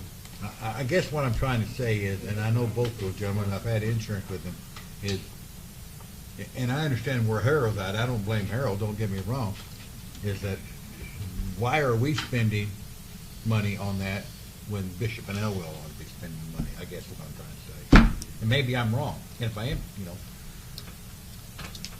that's fine, I mean, I just. Well, I think generally my philosophical point on it is that, we want to try to, foster those businesses that want to put down roots and expand their business here and things of this nature. And if we can, as a council, find it within our budget to improve streets so that they can continue to do business here, I want to try to do that. I don't know that we'll be able to do that in this case, though, because the only other option is more expensive than I'm willing to. Okay, the next item we have, and I'm going to turn this over to Tim Lee, consideration of bids for lining the sewer lines. Sure. This is in, the problem area is Stephen Lane on 16th Street. Had a lot of issues there. I've made a lot of repairs over the last 10 years. Originally, we talked about lining the sewer, but after a little research, there's something in the repairs back there that is no longer just an 8-inch pipe. There's also a 6-inch pipe. So two different diameters. And the lining company said that they cannot line something 250 feet against a different diameter pipe. Wrinkle up the pipe. So I got a hold of A&W Plumbing and got a bid on pipe bursting. Relatively new technology, but for this area it is. And he got me a bid back for $49,000. That's 250 feet, pipe bursting. There's very little excavation involved. And it would be 10 taps of 10 houses under it. What was that dollar amount again? 49,000. Well, there's the exact amount is 49,688. And what's that terminology, bursting? Pipe bursting. Can you explain that to me? I'm sorry. Basically, what they do is they dig up both ends of the pipe and they run a cable through it. And they winch a new pipe through. The pipe is like rolled plastic. You've seen big rolls of plastic. They would be 8-inch diameter. And as they pull that pipe through, it actually breaks the old clay tile pipe. Okay. And lines that suit. But it's not lining, it's actually replacing. And there's not as much digging as. Yeah, there's very little digging. You just have to go back and dig up the areas where the taps go in the lateral lines of the house. I don't know that that's too high, because I'm not real familiar with this pipe listing, I don't know if that price is good or not. But I thought $50,000 was a lot of money. But today I got a hold of Bush Construction Scott, he came out and met there. He looked at the line, and he thought that he could do it for $25,000. That is estimated, How much, Ken? around 25. Not doing the first thing. Now, yeah, he said that that's not a real solid number, but he said, even if you had seen issues, it would come in at 40. So those are the two proposals that I have. That would involve, That would involve digging up the whole line, excavating. replacing. The fact that it's not in and out, like, a lot of times you're excavating, your price goes up because it's in a street, you have to backfill all that with rock. So your rock's almost 50% of the amount. In this case, it's in the yards, in the dirt. There's not a whole lot to dig around. So a lot of the dirt that comes out will. I thought that was why we looked into the lining, because the excavating was gonna be such a huge issue, getting equipment back there and getting. They have the smaller equipment that Okay. dig deep, where we have the big backhoes. It's hard for us to move around. They have the track hose, when, you know, when 60 degrees. Right. And, yeah. Ms. Campos? I have a question. Will this affect, because right behind my house there is that garage, that our neighbor, will that excavating affect in any way, shape, or form their? It should, because what he usually does is he digs the trench and puts the trench box in there. Uh-huh. And as he digs out, he drags the trench box with him to keep the erosion from coming. And all those big trees that they add in the back? They shouldn't be in the way. Okay. Yeah, and the smaller bushes and trees and fences, I told him that keep the cost down, my crew would go out and remove the bushes and take the fences down, which is only one chain link fence that we have to do. And they can put up. Okay. Okay. The two fixes, whichever one you choose, how long will they last? I think they're both about the same, And how long would that be? longer than my life. And how long is that? I'm not sure. That's a $1 million question, isn't it? 60 years, so I would say another 50 or 60 years. And If I had that They'll long. both last the same. I'm sure about that. Sure. Okay, I think that's, Scott. Scott? Maybe Ed can correct me if I'm wrong, but would this not have to be a sealed bid, this is more than $20,000? Probably, well, but we always have the ability to do super majority. So we can always get around the bid by doing that, and a lot of these sewer projects are done that way, especially these repair jobs, because, Because they have. you know, a lot of times you don't even know the total cost till you start getting in. I find that, you know, just, not to interrupt you, but sometimes when you bid those jobs out, I feel like you lose, because sometimes people bid that stuff higher to protect themselves. If it comes in low, they're not gonna give us our money. You know what I mean? So if they bid a job at 30,000 and it comes in at 20, we're still paying 30,000. And we've got, But if we do this on time and material, and we may have to do it, you're right, I don't know, but if we do it on time and material, we can save our money. well, the other thing on this, council, is that, you know, Bush does most of our work and that kind of work, most of the water districts. I mean, they do this all over southern Illinois, and they do those kind of jobs, and they do it basically on time and materials, and, you know, I don't represent these people, but I've seen them around an awful lot, and people don't beat their costs. You know, they're very sensible costs, somebody you can trust to do time and materials. And one of the reasons is they've been in business for 50 years, they own all their equipment, they're not making payments. They keep their costs down. They're good at what they do. Okay. Mr. Bratton, what do you want to move, or how do you want to consider? What I would moving forward? like to do, it would be my recommendation that, I think this gentleman had another question. I think we'll get to Okay, public comment as it's yeah. listed on the agenda. yeah, I think the best thing for this to do, and I like to do this, is think about this, put it back on the agenda, and vote on it the next meeting. Okay. I mean, it's, they've put up with it out there for a long time. I don't think 2 weeks is gonna be earth-shattering, and I think that the fact that we're getting something done closer to that, that will make them happy. I mean, I don't think we have to vote on it tonight.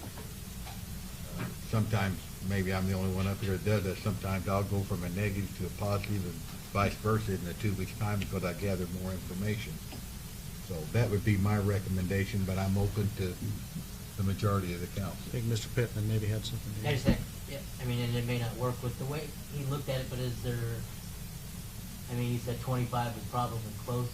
Is that something that with a little more research, he could give us a more exact, you know, by the next meeting? A little closer to it. I would just, I think we met out there, he looked at the job. Right. You know, I told him how many, I think how unique it was, distance, things like that. And he may give us a price not to exceed XYZ dollars. Do it cost plus, but not to exceed a dollar price. We can save a little money too if we bought the materials, because, we're not gonna get regular price, we less money. I have a question. Mr. Yes. Urbis?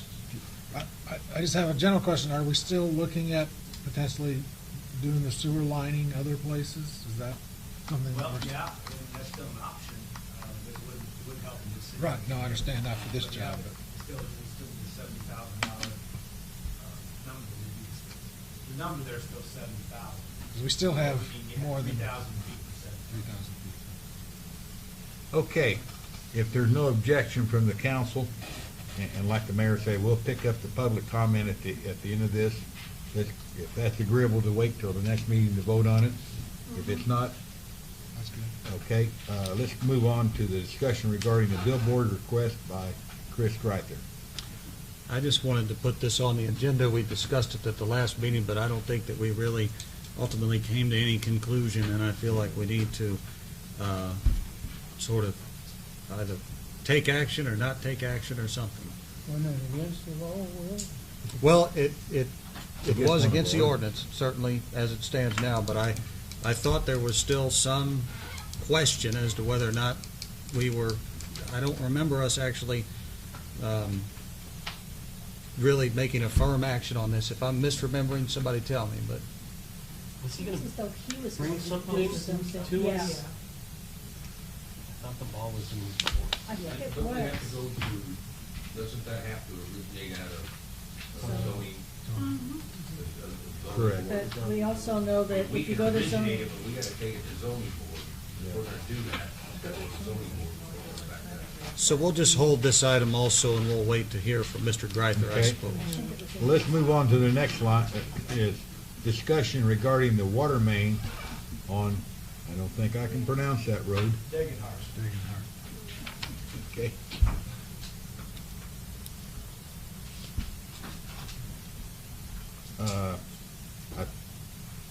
I think the majority of the council was for that, except for myself, and I still feel the same way. That's money that could be spent on Roberta Drive and other places in town. There's nothing against those people who live out there, but I find it real difficult to go out and spend $22,000 outside the city limits when we need the money here in town. I think the primary discussion was just that we felt that, adding water customers would pay for the project in a fairly short order. Well, if you take the cost of the water and what we can sell it for, because we're not selling any sewer, we're gonna make some money, but you're looking 20 years out probably to break even, plus you've never made any profit during that time, but you've still serviced it. That's my thought on it. Mr. McComb? Yeah, how many, what I want to find out from the people when she was gone too quick that night, I mean, they gotta pay a tapping fee, but we need to know how many taps they're gonna pay back there. I believe it's 4. I think, And then yeah. they, find out if they're gonna be adding. I know it's a ways up there, it's close to the church, it's in that curve before you get to the church, back to the right, where the Tuckers lived on the corner. I think They've been, I don't know. I think that's where they live back there. Tim, how much are those tap fees? There'd be $1,200, so if there's 4, it'd be roughly $4,800 of return on You know, that may bring it down to 15 or 16 years.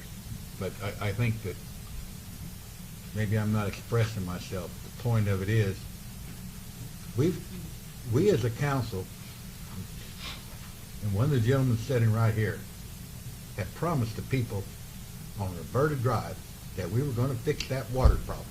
Why can't we still fix the water problem and fix the Dagenhart main? I mean, we can walk and chew bubble gum here. Well, I understand that. Fine. I don't want to take away from city projects when we've already made a verbal commitment as a whole council and go out here and spend, and I still don't see spending $22,000 to go out there. We ought to have it. And my understanding was, and I'm probably wrong, that they wanted 2 taps now, but there eventually be 4. I think you need to set up a minimum if you're going to do that, a water tap. And when I put Sandra Court in out here and extended it, I had, and Blankenship did the engineering. I paid for the water line, fire hydrants, curbs, street, and storm sewer. He didn't put that water line in for me. And I added 7 duplexes, so that was 14 customers. So, and I was in the city limits. So, I mean, that's kind of okay here, but not okay there. Mr. And I'm Voss? not the only one. I thought that this was debated, and the only change versus this is that you voted against it, but I thought that this was carried the last time that we met, and approved $22,000 for us to do this. Alderman Volt, I think you're 100% correct, but it's on the agenda, and I don't think I had to put it on there. Oh, okay. But it's on the agenda It just was for in the discussion. EPA. So, you know, and maybe that's the reason I spent thousands of dollars doing all that to go by the city ordinance and the ordinance what you're supposed to do. And I didn't come into the city council that time and ask for the city to put the water line in or to put the sewer line in and all the other stuff. Danny, that's like crying for over spilled milk. No, it's not. Yeah, it is. No, it's Yeah, not. it is. I disagree, Alderman. You got Vogt. rules inside the city you have to go by. Yeah. And that's what you did. Yes. This is in the rule. Yeah. They don't have to put curb and gutter. And if they want a fire hydrant, they should have to pay for the fire hydrant up there. There's little things there that need to be discussed. But we did vote to put that water line in for those people. Yes, we did. And I think it was 9-1 or 8-2. I don't remember how the vote I think it was. was 9-1. But it passed. 9-1 or 8-1. Okay. If there's no more To that real quick. Yes. If we're gonna move forward with that, I need to know, because we still do have to write a formal request to Kincaid, asking for permission to extend that water main. And then after that, we have to, get permission from the It did say, and it was passed pending EPA approval. I thought that's, Also, Kincaid did approve it. I don't know that, I don't know that. I thought that's why they came to us, is because Kincaid told them that they wouldn't approve it for them, it would have to come from the city. Well, the only reason is that Kincaid wouldn't approve the tapping originally because it cost multiple properties. Right. So the resolution here was to. Put a name. So chances are they will approve it, but we do have to have it right. But you've gotten everything you need from us to reach out to Kincaid, right? I wasn't at the last meeting, so all Okay. I need is just to green light from council. If you want me to That's- submit that in writing, we can do so. If you would, please. Okay, moving further.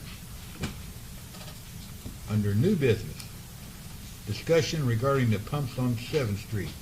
Mr. Stewart's here and he's got some bids in, and I'll let him explain it unless he wants me to. A couple meetings ago, I come with bids for pumps. In that time, we did award bid, the low bidder actually backed out. So when this happened, I went, got another company to bid on pumps. So I got another couple bids. I can let you know what they are, and I don't want to load on them, but when Yeah, I think we need to. Let's agree, Mayor. I do. I don't have any problem. I mean, I guess really that comes down to how much more the new bids are in one sense comparatively to what we voted on the last time. I think we still need the pumps, but. Well, the outfit that bid the pumps, that didn't get it, come back and changed their bid because they verbally quoted me an installation price. I said, that's not gonna get it. You'll have to give me an installation price. And then when they got to looking into it, it was quite a bit higher than what they verbally quoted me. Okay. What I did, I've got two bids. I got one for municipal equipment, $17,680. That's installed. I have one from Vandeventer Engineering, $17,130. So it's my recommendation we go with Vandeventer Engineering. What is the difference in that and the previous low bid? I'm sorry, I don't have that in front of me. The bid that was awarded was $10,000. Okay. Is how much in? 10. 10,000. So this is like $7,000. I was thinking it was around 11, I don't know. What's the pleasure of the council? I make a motion we do the Vanderbilt, whatever, the low bid, The low bid, $17,130 for Vanderbilt. Do I have a second? Second. Second by Alderman Voss. All in favor, aye? Aye. All opposed? I think that's unanimous. The only other thing I want to mention real quick is the boot camp lift station has been renovated, it's done, it's ready. We're ready whenever they are. They still coming? Who knows? Who knows with the state of Illinois? I was also told after we got it done, that the guy told me that they were supposed to give him 3 months' notice and they hadn't heard anything. And all I can tell you is what the governor's downstate person told me, and that was it was still going to happen, but that it was, caught up in budget issues, which are many. Next election. How long ago Yeah. was that? That was probably 2 weeks ago. Okay, the next item is the discussion regarding the purchase of 2 pickup trucks for Public Works. And I want to thank Alderman McComb. He spent a lot of time getting some prices on this, and the least expensive was from a outfit out of Springfield, Missouri, Illinois, and we can buy it under the state program. And the price on this, I don't know, maybe $100 or $150 under $21,000 each. I talked to Sandra and Scott, and we've got a CD that's open fund coming. When is that, Scott, or is it already available? We have a number of CDs. Yeah. There's also some money market fund too, so Yeah. we'll just have to play around and see what Yeah. we'll sell. So what I'm requesting is that we approve up to $21,000, and we purchase 2 of them through the state. 21,000 each. We're looking at 42,000. We're not looking at going and financing any of it. We're not getting any interest hardly on the money anyway, and it'd be silly to put that back in and then turn around and pay 5 or 6%. So We need them. the trucks down there are, when I say in bad shape, I'm being really sweet to them. So I'd like to know what the pleasure. The trucks are not all. I mean, they've got a tow package, they've got heat and air, and they've got a radio, and I don't know if they've got power windows. I didn't look at it that close or not, but These are Fords too. yeah, and they are Fords. They're brand new. They're Are they brand regular spanking gasoline new, here? under warranty. So Are I'd they like. regular gasoline or diesels? They're a gasoline. Thank you. So Mr. McComb, did you have something? Gary. Well, if I remember right, $20,900 for each truck. if you vote to buy them, it's best, Sandra's not here, that Sandra, and I think she said her and Leslie go up, if they don't deliver them down here, they come out of Springfield, right, Chief? On the state contracts are now, August, September, when the new contracts come out. There won't be much difference in pricing, but Central Management Services won't be putting the contracts out. The Dodge contract just came out, so that pricing may be $100, $200 more. The state contracts you bid by item, and on the vehicles, it's typically 110-day lead time. You order, and they produce them on order, it's $110 for 110 days. I think it's $250, if I remember right, to deliver the vehicle, or we go pick them up. Each? Yeah, $250 per vehicle for local delivery, or you go pick them up. We're better off to send two up to pick them up, and they can pay for them right there and do all the paperwork. Yeah, I would but think so. But can we really afford for Leslie and Sandra both to be gone from the Well, office? Sandra isn't here to explain it. If she was, it'd be different. But I guess the first thing we need to vote on is to buy the Yeah. truck, and I'll make that motion. I've got a motion on the floor. Do I have a second? Second. Got a second. All in favor, aye. Opposed? Unanimous.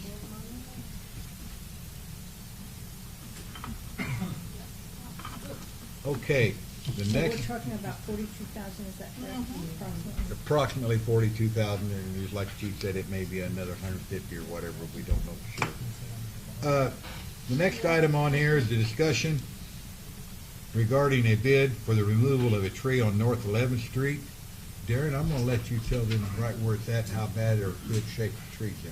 Okay, this is in the alley, just west of the Rome Tavern.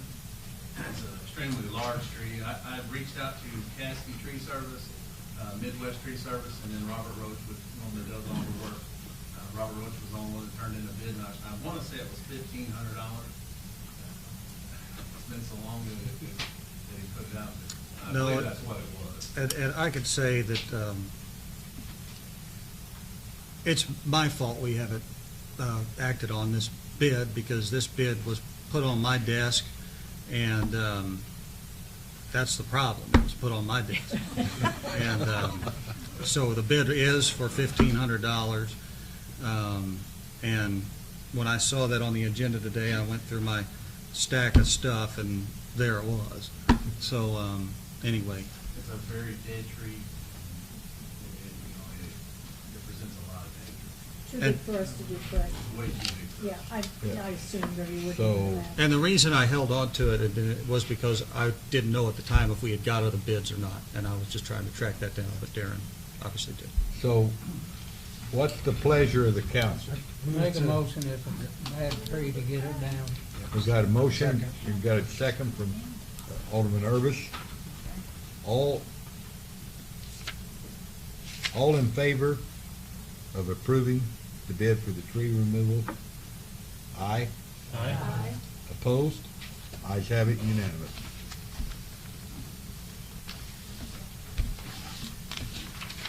The next item is discussion and approval of motor fuel resolution. I believe it's in your packet.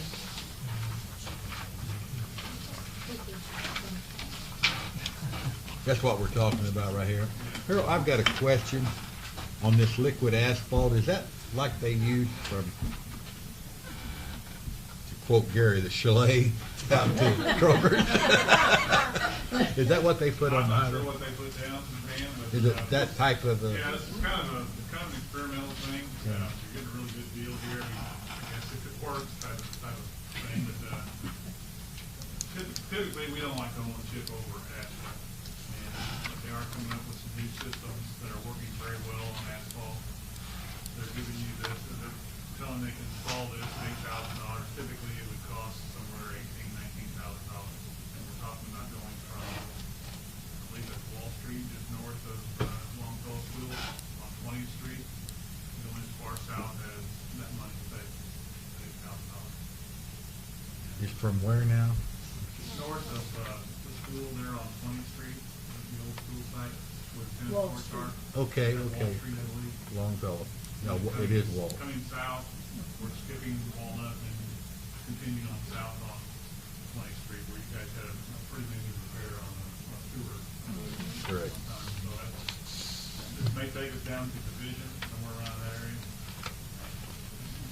So we're looking at a total price of $18,020? Yeah, and this resolution is for 5. Originally, the first resolution was for 75,000, and that included the oil and shipping, which is, I think, about 60,000. And then we were also gonna do park, reseal the park, in the contract, the wastewater plant contract.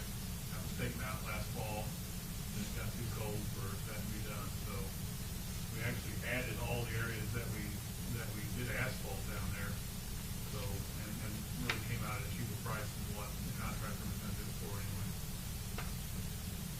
So that 75,000 resolution and this 5,000 resolution will make it all. We can do it all, and that includes the engineering fees, that you got everything on there. Discussion from the council? Make a motion to approve. So moved. Okay. Gary had Got the a motion. And Mr. Irvis beat you to the punch. Okay. Second. All in favor, aye? Aye. Opposed? The ayes have it, unanimous. Public comment?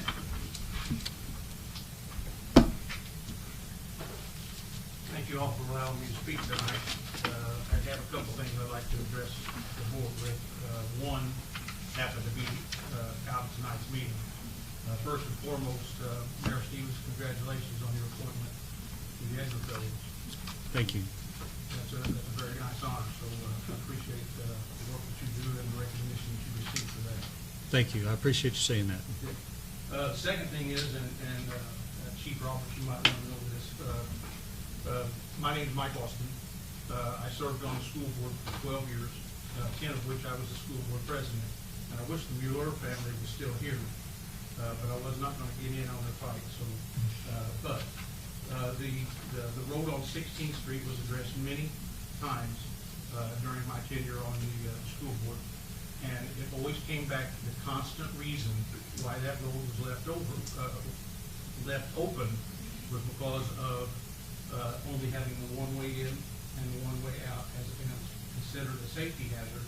If someone would come in to block off that road, nobody would be able to go anywhere if that was locked. So we addressed that numerous times as a school board, and that was the reason why that road has always been left open. Now, there are times it probably could be closed, but I think at that point in time it becomes more confusing when it is closed and when it's not. Right.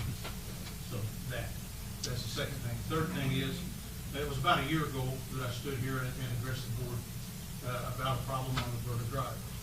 And that is the water that comes from 19th, 20th, 21st, 22nd, all through a culvert behind my house. And first, let me preface this by saying this is not a my house issue. This is a school building issue. Okay? So all the water from 19th, 20th, 21st, 22nd Street come right underneath the culvert, underneath a railroad track, comes out in my backyard. The culvert is behind the school. Okay? The water comes out. My garage has been flooded twice, under 2 foot of water. But that water that is behind the school already is deferred and comes all the way around to the front of the school. At which time in the spring we ended up with a problem because the school got shut down because of the water over the road. Now I'm going to tell you, I've been addressing this city council for 34 years. It's a long time, and I'm not an old retired like you. But there's going to come a day. There's going to come a day when that water is over that street, and there's going to be kids inside that school building. And them kids are not going to be able to get out. But somebody's going to try, and somebody's going to get hung up in that water, and you're going to have more of a problem there than just fixing the water on Roberta Drive. So, as I stood here last year about this time, since then, I have been told that money would be appropriated into the budget to fix the projects. It wasn't, and I understand the reasons. Let me say that, I understand the reasons. I was told work was going to be done in the wintertime. It wasn't. I was told there was going to be more work considered and done in the springtime, and there wasn't. I was told we was going to wait for it to dry. It's been dry as can be, as we all know. My wife and I have spent over 30 hours back there picking up trash that comes through that culvert, weeding out trees, timber. I've got a set of tires back there if anybody wants it. That's washed up all the way through there. I've got a shell for a washing machine that's coming through there if anybody wants it. But we spent 30 hours back there cleaning all that up, and I know to maybe some of the aldermen that have not been there, there are numerous of aldermen sitting up there now that have been there during that time. And off of my deck, you could actually fish. So, but I've been told numerous times things are going to get done, things are going to get done, things are going to get done, and they haven't. I want to know what is going on with the issue of water out in River Drive. And please, take this as a school issue, not a Mike Austin and Roberta Drive, because I'm more concerned about them kids. And trust me, one day it's going to happen. That road's going to get shut off with them students inside. And we're not going to be able to do anything. Pray to the good Lord that whoever decides to drive through there don't get hurt. Thank you for your time. Thank you, Mr. Austin. Anybody want to respond to that? I guess I would say that the work that we're going to do on 7th Street with some retention ponds there and things of that nature may help this issue some. I know that talked about it, and I know that Mr. Bratton, Mr. McComb, and others have been out there. And Gary, I think you had, at one point, we had talked about renting a piece of equipment or an operator to do that work. Can you comment on that any? Well, I got the prices on what it costs to rent equipment for 30 days, so that's about the cheapest route to go. What it costs to get an operator, pay everything on the check, and then everything you need is a way to haul the dirt out and permission to get on everybody's property. I mean, you can take the mini hole and you can go down that. You can't dig it no deeper. All you do is scrape it. And that's because of the elevations. Correct. And I suggested And the natural water. building a rebar grate to put on the far side of the old railroad where it would block most of that stuff like you're picking up out of your yard. You're still gonna get some of it, and then have it where we can pull that grate up and clean it out with a backhoe once in a while after a major rain or something. But until we get permission to be on everybody's property, which Harold's informing me about where we can and where we can't. You know, you need to go from one end to the other. And like you say, you got a guy the other side of the railroad track. He would let you on his property would help. And to get that water out there. Gary, if I could, I think I've mentioned this to you before, and I know I've mentioned it to Daniel before. Just consider, with that water already being behind the school, why are we channeling it all the way around to the front? Can't we find some kind of an avenue, or some kind of an area to defer that water that's already behind the school, keep it behind the school? You're talking about by the old railroad. Yeah. Turn it back. Take it back through there underneath the trestle. I just talked to somebody, and the EPA's actually in the process of looking at that because they're thinking that the water's running the opposite direction, what I was told. Did not come from the EPA, came from another person. I found that out 2 days ago. But just to me, it just seems like. Three. Yeah, just seems like with the water already being behind the school, why in the world are we allowing it to come around and cause a potential hazard? Then why can't it go the other way? And that's where a grant writer would help us so much upon trying to get a grant for that, because it seems like a lot of the towns like Harrisburg, Marion, they got pretty good sized grants, didn't they, Harold? I mean, we had a grant, and, we actually turned money back in. The city turned money back in because of the limitations on the other side of the railroad track. I mean, we looked at channeling that water and giving it away from there, but again, it's gonna take it onto a property owner that wasn't very cooperative. we can't take it through the trestle, underneath the trestle? Where the existing pipes are. I mean, there was all kinds of alternatives, but, you know, we weren't even allowed to get in there to clean out some of that area that was on that other side of the track, which would have helped tremendously too. Harold, I'm interested to hear your opinion on what the best, with everything, because you've been working on this thing for a while, okay? And I know Mr. Austin's problems have lasted many years. What's the best first step with all the, things, and I hate to put you on the spot, but I mean, there has to be a best first step we can take to try to move this ball toward the end zone. Yeah, I know EPA, we talked about EPA loan, I mean, they do fund stormwater projects, and that's, we were talking, at one time, they were offering 45% loan forgiveness, of course, that's based on need and based on severity of the problem, which in this case, I think we have a pretty good case. The pipe going underneath the railroad tracks right now is about 2 foot higher than the flow line of the ditches coming to it. So right away, you've got 2 feet of water backed up on the entire system, all the way over to, that goes all the way over to 7th Street, and as Mike said, 22nd.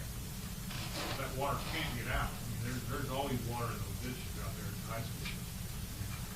Cleaning them is gonna help, as far as the water flowing. I mean, until we can take water underneath the tracks and lower that, install a new culvert underneath the tracks, I mean, there's always gonna be an issue there. How many people do have permission to go across their property? Well, and that, we'll all right to easements for free construction easements, if that's all we need. I mean, I just need to know where exactly we're talking about, from where to where, and we'll look the property owners up and write the construction. That's all you're looking for is the construction easement. At one time, we talked about from Mike's house at the old railroad. And quote me if I get it wrong, all the way to the railroad. 19th Street is where, 19th Street is where that trash is coming through and hitting it. And Well, going that- on to Mr. Austin's. I'll get a map and we can sit down Yeah. and make sure. we got All the it. way There's- to We where- have some easements out there, I know we have easements from the school, special easements from the school, just, get out there and clean it. There's probably a couple of trees that just the other side of 16th Street going in that needs to come out of there, to let the water flow free. And I know years ago, and I worked on a project, when we redone Illinois Avenue, then they started getting more water out there because it wasn't, no place for it to soak in when we put that. And I think, Harold, that maybe a 48-inch pipe that they put from Illinois Avenue over to the trailer park. Yeah. And that put it on there even more and even faster because it used to soak in, some will go away. But when it gets in there now, it's a straight shot to the trailer court and then a straight shot over to your house. I think WJ had something, and then John. Didn't we talk about approaching the school district about possibly some sort of retention pond at the high school? That has been a part of the discussion. I understand, but the issue with that is, there's no drainage elevation on any of those. Well, it'd be a very shallow pond, or it'd be a deeper pond, but you have to have a pumping system to get the water out of there. John? For what it's worth, I did have a discussion with a member of the Somerset Township Board, and he indicated he thought maybe the township would be somewhat interested in contributing to some of the cost. Okay. Because it obviously affects. I spoke to Larry Reinhardt. He said he didn't think they had any money, but if we just needed them to go out there and mow that down, that they'd be glad to try to do that for us, but they didn't have any money. Barb? Part of this problem does involve the school, obviously. Have we ever even approached the school system? I mean, I know they're as poor as we are right now, but in all fairness, have we ever approached the school board about helping with that to keep their road from going under? They got an extra penny on every dollar now. Yeah, they got did. more revenue coming I in. mean, the worst that can happen is they say no, but, I mean, I don't see any reason why we can't ask if they would want to contribute something to it. I think, Great sorry, go idea. ahead. I think that's a very good idea. In fact, I thought that Alderman Pittman was gonna talk to somebody there at the bank and that's on. I did, I thought you guys were supposed to have that. Pardon? I had talked to Kevin Beavers Uh-huh. originally, and then I thought you had talked to Kevin after that. I didn't know where that had gone. No, I just kinda left it kinda neutral because I didn't wanna step over on top of you. What- But, I think that that's a very, very good suggestion. I think we ought to do that. But meanwhile, we need, not wait on that, but, and I think that's what we should do, and set up a meeting with Dr. Grody and explain the situation, point out some of the concerns of Mr. Austin's. Like you said, it's the kids. It's not a matter of if it's gonna happen, it's when it's gonna happen. And I think that, you know, that we may get some help there, but I think that we just need to refresh. I think we need to refresh our, double check, if I could lean on Gary again for this, that our numbers on that, what it would cost, figures for the equipment and whatever. And Yeah, it may went up, may went down. I can and call find out and maybe, but let Harold tell us how many people we got to, or write the thing and what we got to do to get the permission to get the easements.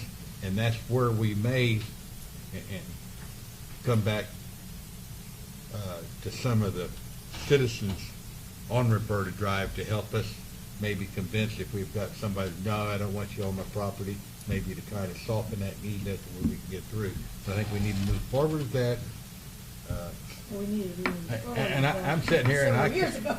I cannot dispute a thing Mr. Austin said. He was 110% correct, and it tickles me to death that you showed up. Maybe we will do something now. Gloria had something, I believe. Okay, yeah, and this goes to Mr. Austin, our first statement. We promised him last year, and we didn't do nothing. And it's really, I know as a city, we have priorities, but we also have promises that we are failing. And it's embarrassing. And I think what we need to do, and not what we need to do, what we ought to do is set a timeline of what we're gonna do and what it needs to be done. Because until then, it's work and it will still up in the air. The spring is coming, and last year I went to his house and I saw, it wasn't a garage, it was a roof on top of the water. So I think it's not just to him, it is to all the residents in that area. Well, I think this would be that, because we're talking about asking for money from the school district, which I think is a good idea. But before we can ask for money, we need to figure out exactly how much we're gonna spend. And so the next council meeting day is the 29th, and I'm in town all day on council meeting days. It doesn't have to be that day. I don't necessarily have to be there. But I would just suggest that on the 29th and I could coordinate this maybe in the mid-morning, like at 10 a.m., myself, Danny, Gary, Harold Sheffer, Mr. Austin, all meet up at City Hall. We bring a map and figure out where we need to go from X to Y, and then we can get a hard number on what it's going to cost to get what Gary's talking about, a fresh number. We can take that to the school district, see if they want to help pay for any of it, take it to the township, see if they want to help pay for it, and then we can act on a dollar amount. Everybody all right with that? I'm on board. All right, well, I'll get with Sandra and we'll set that up for the 29th. I don't know, I'm throwing out the 29th, Mr. Austin, and I don't know if that even works for you or not. I'm in Murphysboro in the afternoon. Okay, we'll look for the afternoon then. Yeah. Okay. Thank you all for your time. Thank you so much for Thank coming. you. Appreciate it. Okay. If we're done with that, if there's no other public comment, we'll come out of Public Works. Thank you for your patience. All right, that takes us to public safety, chaired by Mr. Russell Brown. He is not with us this evening, and I don't have any items to handle here. We don't have any old business, new business that I know of. Any public comment regarding public safety? All right, that takes us out of public safety, takes us into, yes, I'm sorry, Gloria. But this is about the little police cars that they are left at the buildings. Business checks? Yes, the business checks. And I don't know, this is a suggestion that it was to me because I was praising our colleagues and several people were doing it too. They say that why we don't put, instead of putting a past sentence, this building has been checked for, you know, put it in as a present. We're checking your building for, it just, I'm throwing what it was thrown into me. Yeah, I mean, I guess it's just wording. It's just wording. They put the date and time in their badge number when they check it. That's the purpose, so that they know we're there. It also helps, if there's actually a break in, it compresses our time for investigative purposes, so there is a police central too. I guess it's just wording. It's just wording. They say that it's effective with the brain. I'm just passing it. I think it's great what you're doing. It is wonderful. I check a little slot there where people can pay me, and I'll see them cards in there. I'd rather have a couple dollar bills. You could give us a couple dollars. No. But anyway, I do very much appreciate that. Hey, you just got 2 new trucks, man. Yeah. Your face got really red there. Well, yeah, I mean, I've still got some cards left when it comes time to reorder. I'll talk to you about it before I reorder. That's what they say. I've It's just still a got some perception, but I mean, I have seen the pictures all over Facebook, and I just repost them, and just a perception. Okay. All right. That takes us to, I believe, personnel and Ms. Hughes. We don't, as far as I know, we have no old business and new business. The job at the admin office has been advertised internally, and I believe on Sunday it went into approval for external. So we will be interviewing people for that very soon. Okay. I don't have anything else under personnel. Does anyone have any public comment about personnel? I talked to Mark, and he talked with Amy, and I Yeah. think they talked to the chief, and I think Yeah. he thinks we're real close. Yeah, the last time last meeting, I had talked with Amy, but I haven't talked with Mark, and she seemed to think then we were very close. So I think that we will see very, very soon a contract for police. All right. If that's all under public comment, then we'll go to the mayor's report. I just put down here one item, which is eclipse preparations, mostly for my own curiosity. Chief, can you just refresh my memory? Just the past 2 weeks, I met with SIH's planning team. I went out and met with the airport manager about their plans. We had a law enforcement planning session. We're going to put additional auxiliary officers out. We're going to put 1 additional man out per shift, starting Saturday morning at 5 a.m., Tuesday afternoon at 5 p.m. My biggest anticipation for us is traffic. I think we'll have some traffic issues, and we will need to supplement the sheriff's office, who's going to be taxed heavily on the eastern end of the county. So we will probably be helping them some in the western end of the county. I put together an ops plan, which I'm publishing tomorrow with my supervisors, that has all the concert venues in town. I got a list of campsites out in the county that we may be called to for emergency response. Ava's got several hundred campers. Gorham, Grand Tower's got several hundred campers. That's really what I foresee for us.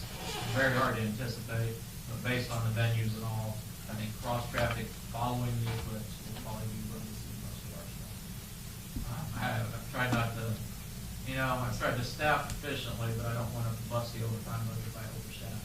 I can always call people in, and so that's the approach I take. Thank you, Chief.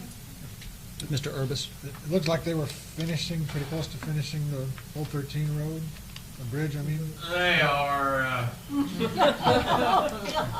They were surfacing it today, so I don't know what that They is. say they're going to be done, but I wouldn't hold my breath.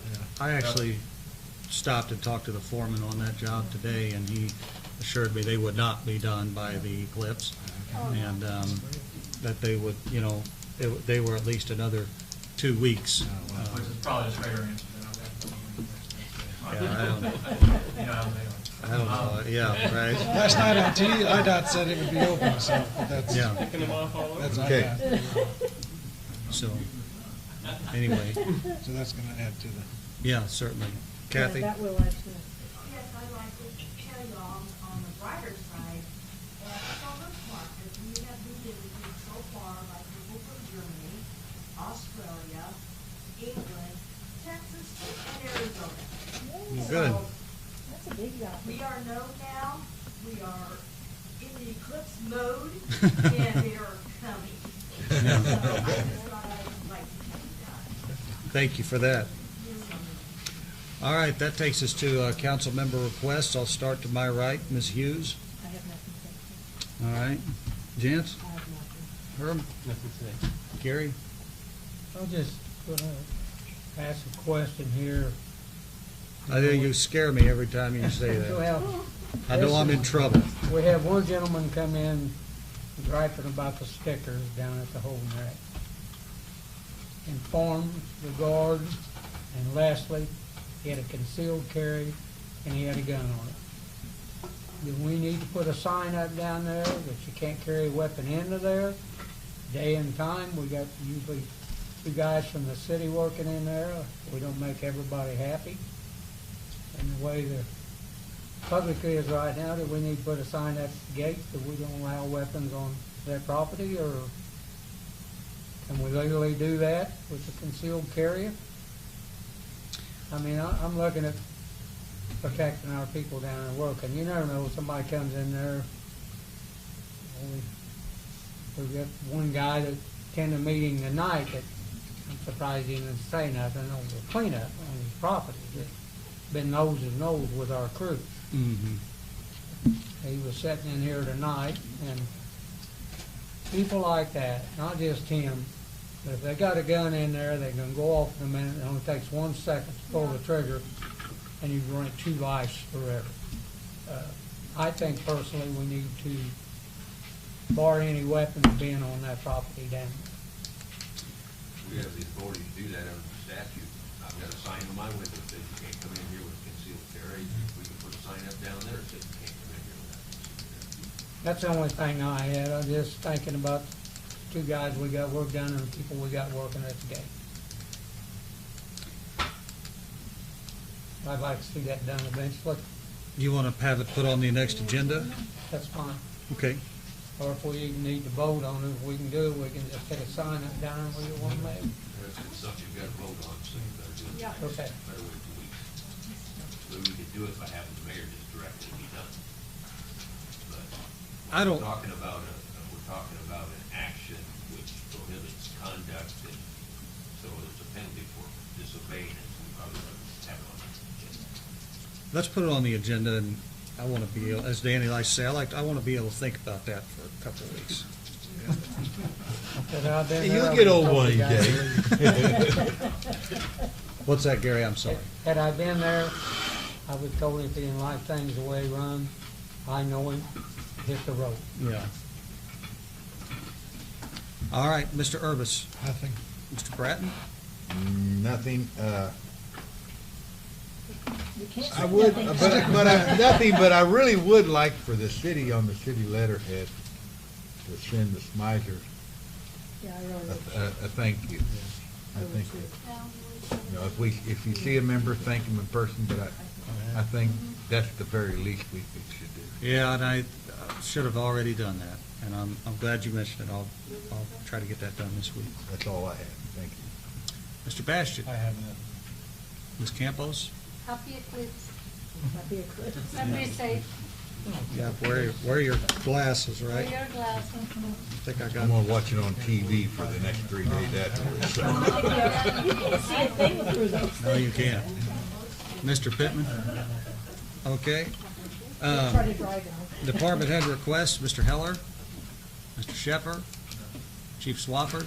I put a couple reports at your seats before the meeting, hope you found them, one of our fire hydrant repair, electric, some of the issues we found this year. I will remind you, this doesn't include the hydrants with low flow, which isn't a hydrant problem, it's a lot of our old 4-inch mains, but that's another infrastructure issue we can talk about. And then I put a 6-month review of our power calls we've had so far, and I hope it's kind of self-explanatory. First page is kind of a summary of incident types. Second page gives you, on the back side, gives you a more definition of the types of calls, how they're coded. and then it goes through the number of types of calls that we had so far. So, if you've got any questions on any of those, please feel free to ask. Thank you for providing that. It's very helpful. Yes.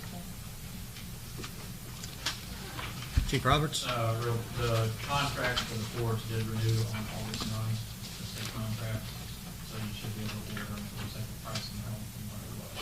Those Ford pickups, the state renewed the contracts August 9th, so the pricing Okay. held, so they should be about the same price. I found a grant, you know, the range, we're getting closer to it being done, but the fence coming down from the old sewer plant removed any fencing from around the range. And I'm trying to figure out how I compensate for that and secure the range. You know, we have thefts down there. We had shotgun targets stolen that we discovered at this last shoot. We also have to be in compliance with the state training standard board standards for ranges which are not. So I found an NRA grant that requires a match, but it looks like we may be able to get it. I've already written the proposal, done all the drawings, gotten the bids and all this kind of stuff. The only fence contractor that bid on it was Terrace. It came in at $41.30. The NRA grant, and I asked Sandra to put this on the agenda, and she missed it in my email, so she asked me to bring it up here. I don't know if I asked it on the agenda. The Terrace contract, or Terrace fencing bid was $4,130 for the fencing. The NRA grant is 50% of the project cost. Our end of that would be $2,065. I have $2,200.01 left in my capital improvement budget for the grant. That money's already budgeted, but I needed to bring it before you guys. I don't know if it needs to wait till the next council. But before I can move on the NRA grant with my final submission, I have to have proof that our matching funds are approved and ready for disposition. I see this as the best way of paying for the fencing. You know, the range has been an ongoing project, and the money's run out in different phases along the way. We figured out how to get the farms finished. We've got the security system in. The fencing is one of the last two pieces. But I need to know whether to proceed with my final submission on this grant. And, you know, we'll do that, and, you know, with the matching funds which are budgeted, whether I need them appropriated. Pursue it. It's budgeted money. Sandra wasn't sure, she said I needed to bring it to you guys. You all right with that? Oh, yeah, I just thought of something I should have asked earlier, but that's. Anybody else? 2 weeks. Go for it. Mr. Yes, sir. Chief, when they built a shooting range, where is the construction equipment that the city bought? Street department. I've never actually laid eyes on it, front end loader. I don't think the city bought it, I thought we got it through Lexa, through the government program. Not a front end loader. What I'm talking about is when that was built, we bought air compressor, nailers, saw, and some other stuff. I don't know, Mr. Bratton, that grant. No, it wasn't a grant. It was not a grant. Yeah, the range started under Chief Paulo, or Chief Bob. Yeah, but I and then guess went to what Chief Paulo, and I kind of came in on the end. I don't know much about it. There's not much documentation in my office. There's not much what? There's not much documentation in my office. I don't really know what all transpired. Well, I saw physically myself, Okay. air compressor, hoses, and there was nailers and other stuff. And I think that if you could find out where that's located, we'd like to have that returned and taken down to Public Works, please. I agree. Ideally, I would have liked to have seen the documentation on the entire project. But Well, I we haven't probably been able would to have find too. it. We Yeah, probably we would would've have liked too, to Chief, seen but the that's, first Yeah. that's water under the bridge. I will try to find it, but I really don't have much. Somebody will know where it's at. But I am good with the grant proposal. Pardon? Yes, I am good with the grant proposal. Yeah. Yes, sir. Yeah. And you're good with finding out where the stuff's at too. Thank All you. right. Darren's been hiding it down at Public Works. Just waiting for you to ask. Darren Mills, Tim Lee, Scott Evans, Jim Stewart. All right. We do need to have a hopefully brief executive session. and I'd entertain a motion to go Good into luck. session. So moved. Is there a second? Yes, second. All in favor? Aye. Purvis, Brown.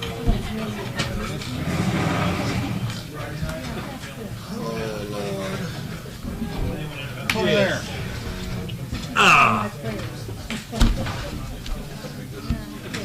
What's up, Don?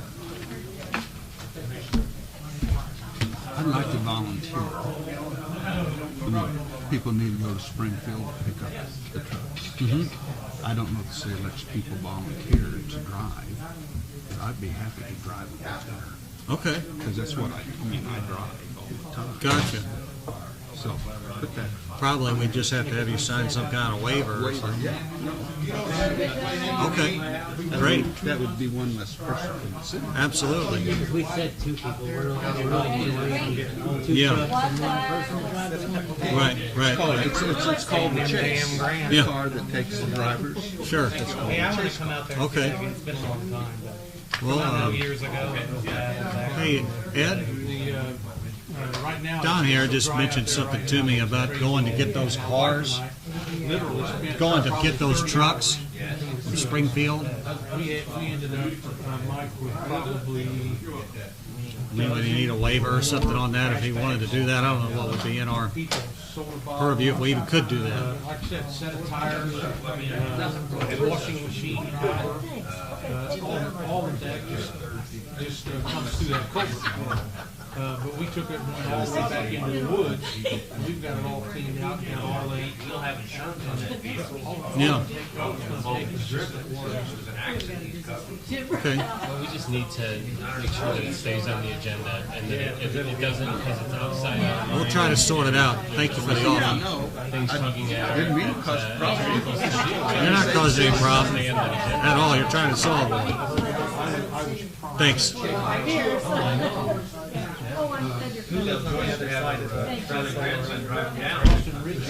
Yeah. Have your son and grandson drive those trucks around. We'll pay for a cab to take them over. I spent many hours in the soil conservation department too, going through all the maps. Ever seen the show What Land Do? I've heard of They it. always told me. They were, Aaron sent me some pictures, they were filming in front of his apartment building today. Yeah. I go all the way back to, the ones on Summit. The ladies' store, whatever it was he said about it. What they don't stop. Addressing out here, but he counts out, he was stopped and down. But, I asked Kathy. David McDowell, when he was in there, actually had it all cleaned out. And they said that the city was gonna keep it one time in the year. Thank you all. Thank you, Mike. Thank you. That's it. I wanted to find out from her what I was supposed to do. Okay, and I made a note, everything I should tell Okay. Sarah she's supposed to do, along with her letter, Yes. which is nice. So don't worry about it. Very good. I'll ask her, so. All right, so